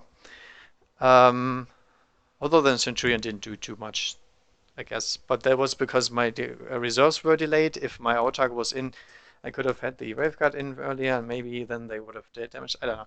It's a little bit weird there. The Autark could have dropped somewhere more safe, and then used the Strength from Death to reposition himself afterwards. So I didn't have to go as greedy. I think I just didn't have enough risk control there. I could have done much about it. And then obviously I should have done a lot of ordering differently. Like down here, obviously you can't just make something back and forth, but if you're playing both sides, I can tell you something, it takes a lot of brain power. And if I do mistakes like these, where my intention was super obvious, I will reverse things. I will also call chapter tactics after I already started, because it's so obvious that you want to use all of them every turn, because the Eldar are about to wipe your face, and there's no point on holding back of any of these, because you have 3 of them from all of your stuff, and they are obviously really effective. As you could see, the Marines were pretty much missing 1 shot on average, which is average, and in the end, because Reaper's rerolling is really good. And so yeah, there was a bunch of mistakes on both sides that I made that should have gone differently. I'm still not sure if I wanted to focus Fire Guillaume that much. I think removing the tactical Marines around him is much more effective at winning the objective game, and the objective game is always won by Eldar mobility at the end of the day. The Marines have a distinct disadvantage over that that they can make up when they have a Gladius Strike Force because they get more boxes to hide in. But I think even a Gladius Strike Force wouldn't have done anything here. I think they still would have lost um, just due to amount of firepower. The decans are just strong. And if I had access to Forge World units, it would be even stronger. But I hope they never bring out a FAQ that allows you to take some sort of warp flails or something like that cheese, because that is even worse than this. Like the warp uh, hunters are so strong if you can take them, and they are not allowed in the Ynnari detachment for now. But you never know. Forge World sometimes does weird things. All right. That's it from me. I hope you guys enjoyed watching. I know it's sad if Ethereum dies, but I'm gonna play him against the best lists and stuff that I made up on my mind. This is not designed to kill him. It's more like a thing that to show you Ynnari can deal with this easily. Like they don't care about him. Eldar in general don't have trouble with him. Tau will not have trouble with him either. So next thing I will have to try is some dedicated melee armies, because that's where he probably should shine, since he has a good profile and everything. And we will see if that actually happens or if he still dies. Because I can tell you 10,000 things in the Demon Codex that will counter him. But I'll still keep on testing. Because we know he's going to beat the average list by just standing there and being a block worth of stats, because he is a newer unit in his power creep. I want to test him against the real stuff, against stuff that can actually deal with all kinds of lists and not just him. And this D-spam can deal with anything else, especially if you're someone who likes Land Raiders. They could have killed Land Raiders in 2 shots, basically, or 1 shot, for that matter. So not much of difference. Would have also worked against all kind of invisibility and all that stuff, even against screamers. So I think it was still a list that was not too heavily leaned against him. Alright, but that is it again. So thank you guys for watching. Subscribe if you did enjoy, leave a like, and see you guys next time around. Happy wargaming.